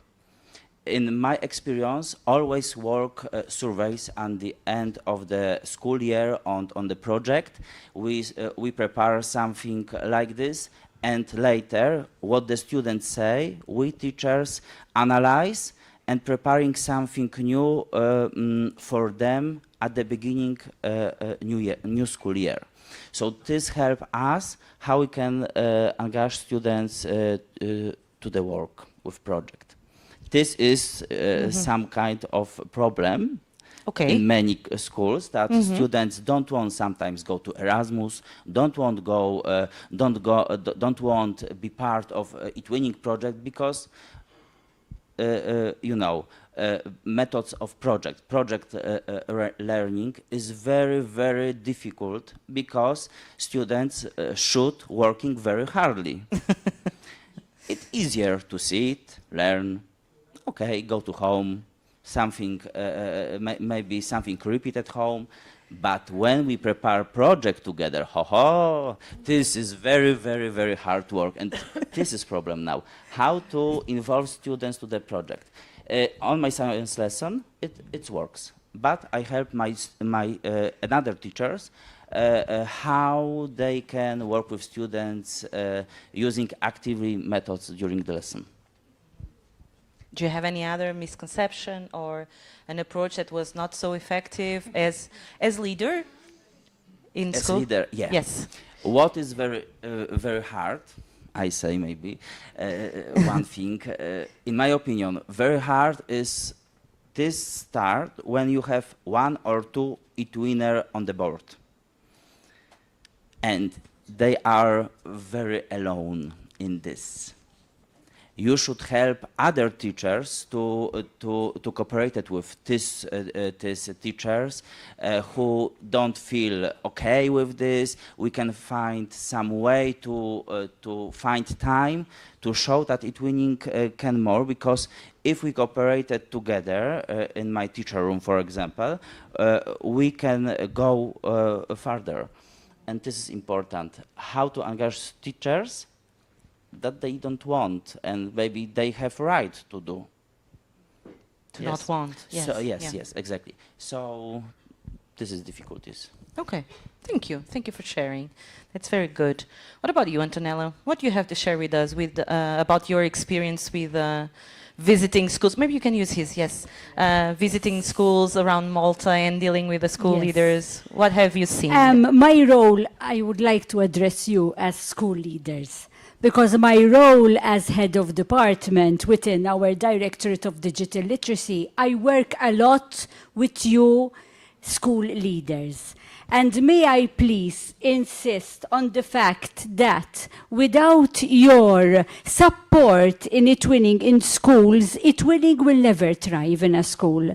That is very important. I wanted to start from that. Without your support to teachers in eTwinning, eTwinning will definitely won't be a success. When I go to schools, I always do an initial meeting towards the beginning of the year. Okay, with heads of schools. I ask for an appointment, and I literally meet the school leadership team, the head of school, together with their deputy heads, with their assistant heads. And I mention eTwinning, and they say, yes, it's very interesting, etc., as they were saying, but where do I begin? That is their question. And I know that it is a question for everyone. I mean, if school leaders have never touched eTwinning or experienced it, they would not know where to begin. So, the decision. An important decision. So I try to give them practical examples what they can do in their schools. Number 1, first of all, I tell them, I am going to support you. So tell me, what are the goals of you as the school leader for your school, for this year, for the coming 2 years? What are those? What's the plan for your school? And they start telling me, reading policy maybe, we would like to emphasize more on mathematics. Then I suggest and I help, not only suggest, I don't just tell them and I leave. I suggest that we meet again and we actually plan and integrate eTwinning within these policies, within these goals. So, like that, eTwinning will not be an add-on, as Dr. Camilleri said, because the greatest enemy of eTwinning is when teachers perceive it as an add-on. It's extra. We all know that teachers are so tired. They have workload anxiety. Another project, no, it can't be. So that's where I start. I see what's important for the head of school, because the goals, the school development plan is a document that has to be followed. So I start from there. And I integrate eTwinning within that school development plan. So I don't add it. Once I get the head teacher on board, then I ask him to meet the teachers in groups. So that then after the school development plan, then I meet the teachers. They bring their curriculum and they bring their plan. And once again, in Malta we call it curriculum mapping. And we map their curriculum with eTwinning and eTwinning projects. So eTwinning now is no longer an add-on. And then it becomes fun, and then it becomes, yes, why not? Why not? I can teach maybe the topic of shapes or the topic of fractions in a different way and not the normal way. But I'm teaching fractions and I'm teaching shapes. See? So we try to change the mentality of how they look at eTwinning. Not as an add-on, but as something I can actually do in my classroom, which would be fun for my students. So, I don't know whether we're going to have another turn, because I have a lot to say. Okay, all right. Yes, we definitely have a lot to share today. But thanks for that input, for that initial input. And again, Antonella is around, so if you want to hear more about what Malta is doing and how things are doing, and maybe you are wondering, yes, but that's easy. I mean, you are part of the ministry, and you go to the schools and you talk to the school leaders, but what can I do as a school leader? But I think what she was doing is already, what she was saying and sharing is already a good initial point. You can look at your school plan, see what are the priorities, maybe ask an ambassador around your area or your national support organization and ask for some support on how you can actually embed eTwinning in your school plan. And actually moving more, we've been, of course, this is an eTwinning event and we've been talking a lot about eTwinning, yes indeed, but we are also reflecting on how communities like eTwinning can support inclusion and foster preparedness. And I would like actually to move to this question. Where can communities like eTwinning realistically support inclusion, and where can they not? I mean, where can it be actually the opposite or cause the opposite effect? Whoever wants to go, I don't have a preference. Who wants to share? Azra, I think you have something to say, right? I am thinking really a realistic support, inclusion. I think that each of us, when work on eTwinning project, actually, we include all the kids. Sometimes, for example, at a school where I work, some teachers have combined grades, for example, first and third and second and fourth, and they are all involved in eTwinning project because leaders, unfortunately, they even today they don't understand what eTwinning is, and that's the problem. You can talk and talk and talk, and they won't realize actually that eTwinning is part of our planning program, and we can do it in our classroom, and that's totally simply for teachers that like eTwinning, that want to work on eTwinning project, and that is really great support inclusion. Because we have different students, we can cooperate. For example, my students from 6th grade work projects with my colleague from other countries. They were first grade of high school, and that was great experience because they got at the end actually one box of sweets from the other countries, and they were surprised. Wow, someone else tried to make happy their faces, and that was really great. Where can they not? For example, we in Bosnia and Herzegovina, we have problems. We are not supported many by institutions. For example, our ministry, maybe last year in our Herzegovina Neretva canton, we have maybe some steps toward in eTwinning. I am 10 years, but I'm maybe one of few teachers in Herzegovina that like this. And when my colleagues asked me, why do you do that? It's difficult for you. No, I am here satisfied because I actually do something different with my students. And that's important, actually, that our kids know through these kind of projects they can do something. And when you actually organize a video conference with peers from all over Europe, they are so happy, and they came home to talk to their parents and cousins about that, like they are so, I don't know, shuttle that will go to the space. Really, that's really important for them. But the only thing don't have support in inclusion maybe is that misunderstanding of institutions. Okay, but that's definitely something that can be worked out with the support of your national support organization, for sure. Amy, would you like to add something? Yeah, I think actually you talked quite a lot about linking with students in other countries, and I think if you go with a sort of broader idea of inclusion, eTwinning really helps, I think, young people understand that there are children in other countries, other cultures, who are exactly the same as them, who have the same. I mean, my kids are growing up going to Belgian school, speaking English, but going to Belgian school.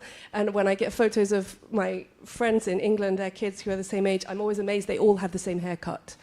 Silly little things like that can help connect across language, cultural borders and make children feel included. Living in a country like Belgium, we have a lot of minority groups. It's a very mixed world, and I think of those students in school that actually, going and seeing, students in that country, they look different to me, but they have the same ideas. I think that's an important part that eTwinning can bring to the classroom.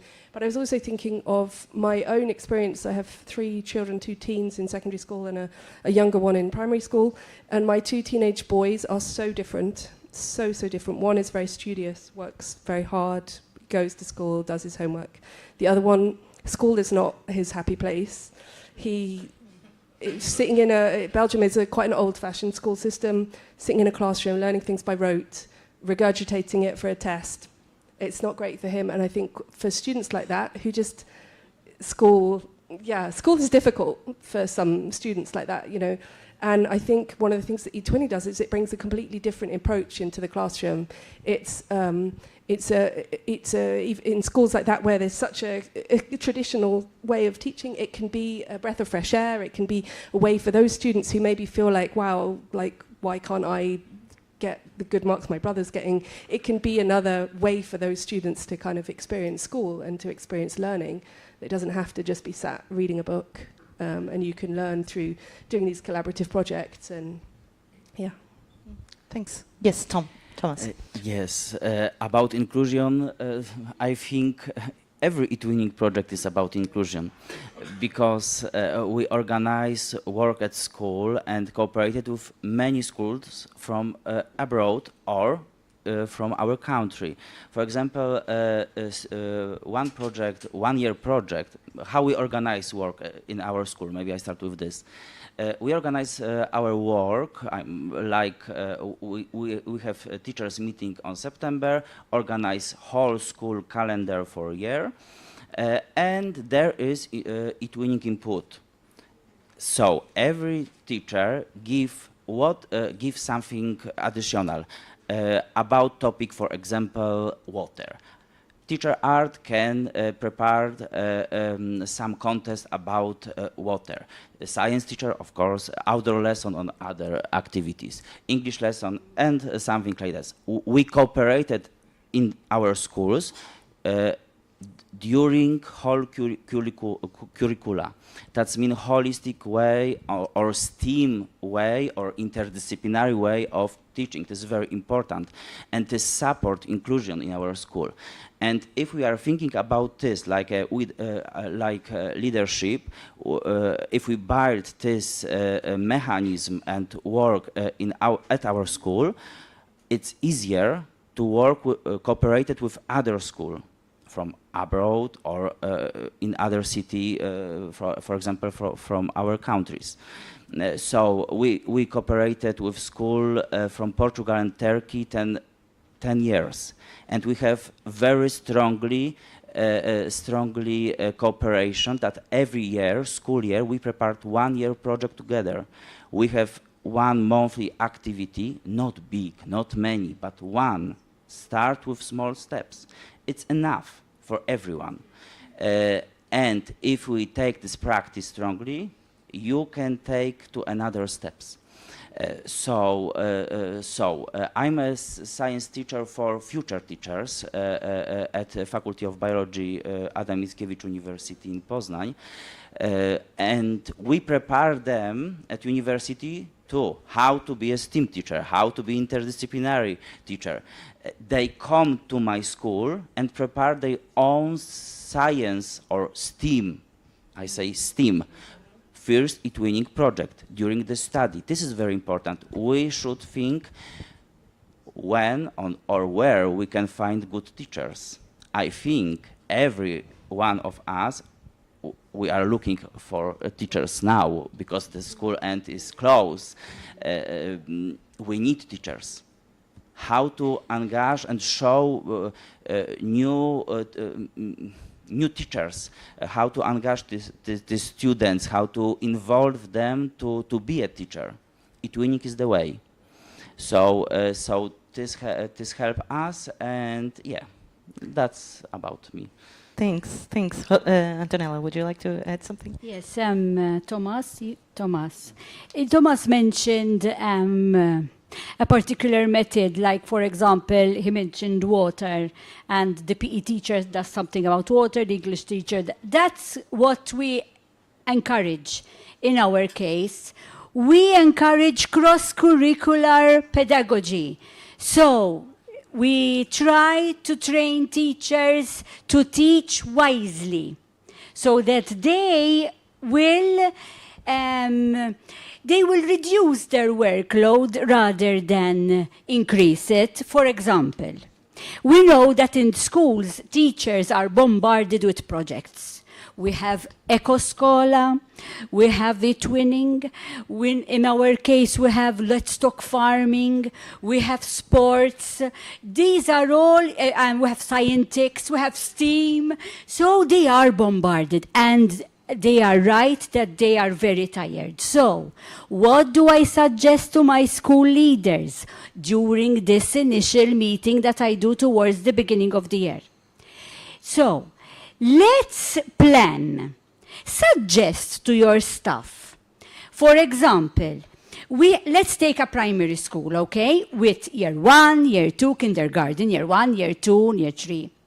Our school needs to be part of these initiatives and programs because it's part of the school leaders' report. They have to take it. So, we suggest together with our staff that each year group chooses a particular program or initiative. It is impossible that every teacher takes part in eTwinning, takes part in a STEAM initiative, takes part in a EcoScola. It's impossible. The curriculum is so vast that it's impossible. So, the school leader suggests that each year group participates in one program. So you have the year group teachers maybe participates in the EcoScola. The year 2 maybe takes on the eTwinning. The year 3 takes on the Let's Talk Farming. Together, always after deliberating and discussing with your staff. That's very important. You don't just decide, you will do that, you will do that. Will never work. So, a particular teacher knows knows that during her scholastic year, she has her mind at rest, that she's going to concentrate on eTwinning, or he is going to concentrate on Ecoscola, together with her year group. Diti, the head of school, the school leader, also has his mind at rest because he's ticking the boxes too. So it's a win-win for everyone. And the programs are much better planned, and the teacher is calmer, and she knows that she has 6 months to plan the program, etc. Then, of course, please, heads of schools, give teachers time to discuss. Please give them time where they can meet without their students, and they can meet and plan. I suggest that during these meetings you send a deputy head to take minutes, because otherwise we're all teachers. So if I meet my colleagues, I'm going to take a coffee and I'm going to correct my copybooks. So make sure that they do minutes and tell you, they report back to you what they're going to discuss. And please, school leaders, show interest. You mentioned it. Show interest in what they're doing. Sometimes I meet teachers who tell me, they have excellent projects. My head of school didn't even acknowledge my project. Nothing. I mean, from your end, it takes no work whatsoever. All it entails is meeting her in the corridor and tell her, well done. Maybe giving her 5 minutes during the staff briefing so that she can disseminate her work with other colleagues, or maybe give her a special assembly. We all know that every week we have special assemblies in school. So suggest that during one of the assemblies, she maybe disseminates what she is doing during her project. So please show interest in what the teacher is doing. It makes a very big difference to them. Even just a well done is enough. I'm telling you, because we hear from the teachers' end. So yes, thank you, Antonella. Yes, of course, of course. Thank you very much. Thank you very much. I would like. It's not green. It's green. Wow, it's work. Okay, I would like one more thing. Sorry, technical troublemaker. I'm science teacher. Something boom.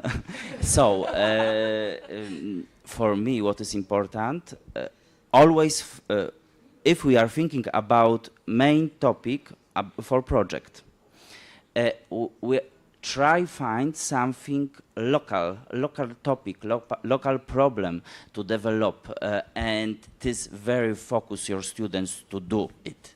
So, for example, my project, you can imagine, I'm Crazy Teacher. Our group for 10 years is called Crazy Teachers.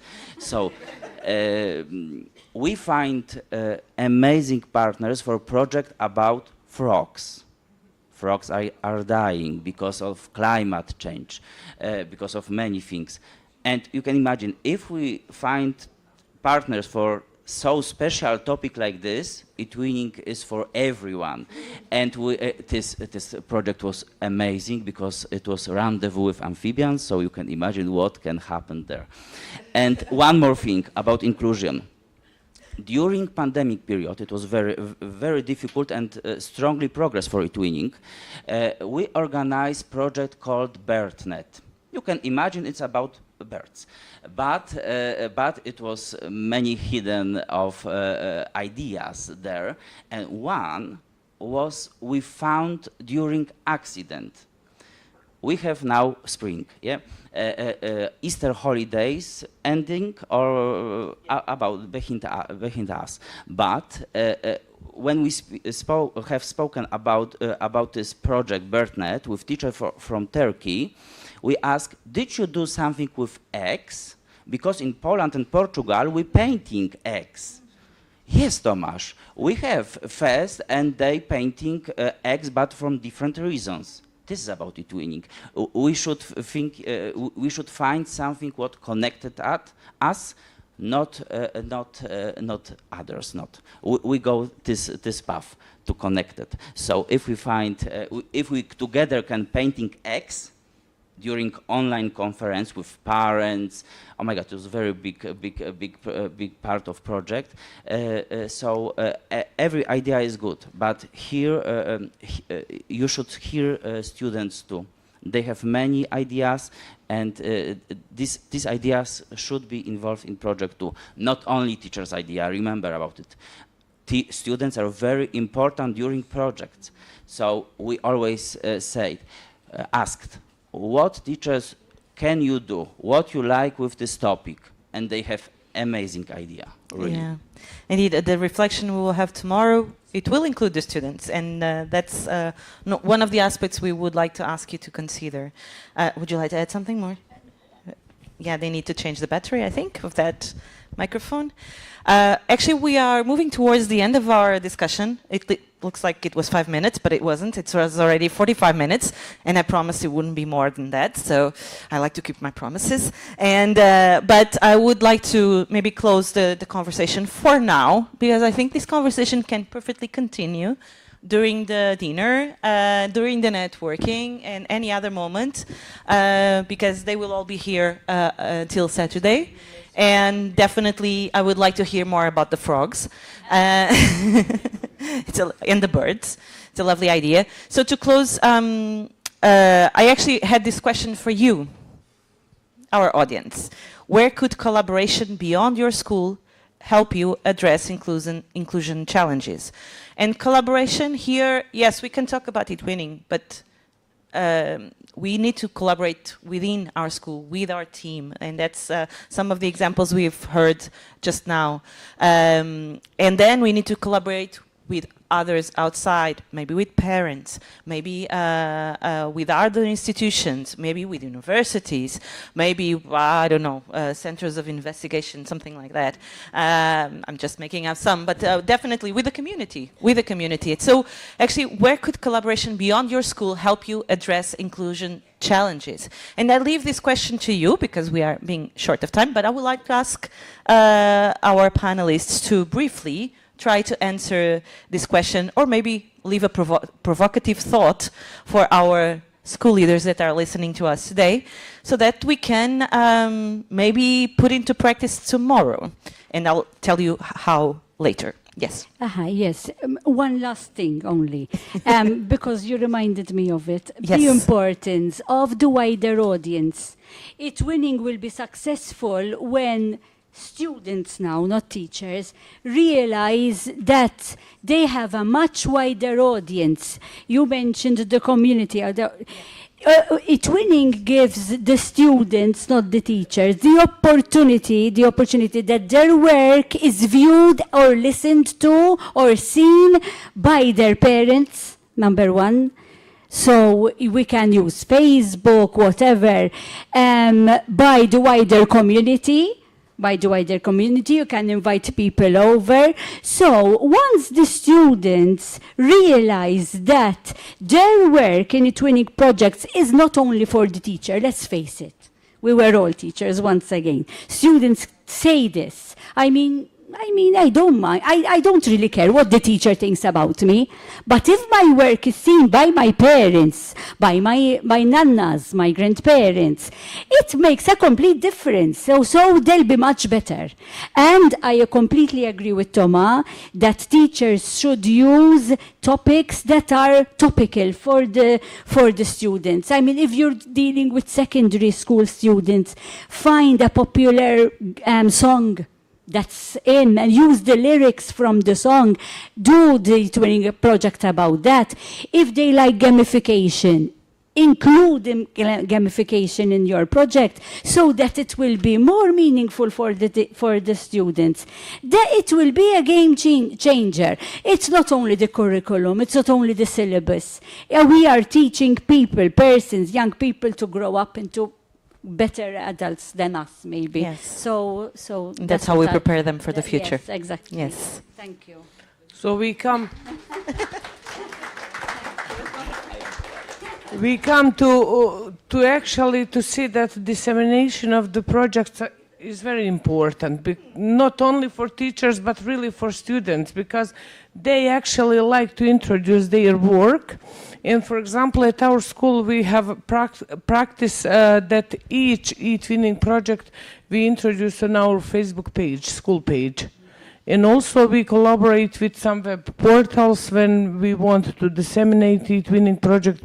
We send them an information, and then our students like that. I can remember, for example, when my first project, I actually invited TV to come at our school, yes, and they asked me, teacher, well, what can we tell them now when TV come? I tell them, just tell how do you feel while you work this, and what do you want? Do you like the project and everything? And 3 of them, they are now successful, really businesswomen. They were in front of cameras, and when they finished their interview, they told me, teacher, we can now do everything. And I think that was for me a little, really, but a big step for my students. Oh, it's a lovely Yes. example. Thank you so much. Thank you. Thomas, would you like to add something? And then we close with Amy. Yes. I'm not sure. You're not sure? Okay. No. Yes. If we talk about eTwinning, about organized project, eTwinning project, we always think who can be in this project, not only schools. We are looking for many partners. For example, one project with this BERTNet, I stay with BERTNet project, we cooperated with a Polish medical mission, and we together prepared Wings of Biodiversity. Every school, simple mission, every school in this project students prepared on piece of paper one feeder, painted it, and sent to schools. Yeah, we have Google Drive, and there were many feeders. And teachers printed it, and students prepare from these feeders one big wings, biodiversity wings. But about cooperation, we looked for money for prostheses for students from Syria who don't have this his leg because of war. And you know what's happened? We start project on the September with this topic of war, with Wings of Biodiversity eTwinning. And few months later, Ukraine was attacked by Russia. So our students were prepared for topic of war during eTwinning. So if we are looking for many support organization, we accidented during the accident, we can make something good. So yeah, it was about challenges for us like a teacher, not only classroom, but many organizations would Outside. like help us. Yes. This is Just need to start, right? That's it. I stop, sorry. No, it's okay, Thomas. Thank you so much. Amy, would you like to add something to these thoughts? I'm not sure if I have anything to Okay. add to these wonderful examples. I think of one example beyond where collaboration beyond school. We did a very nice video with a Spanish. She's a Belgian eTwinning ambassador, but a Spanish teacher, Maria Pilar.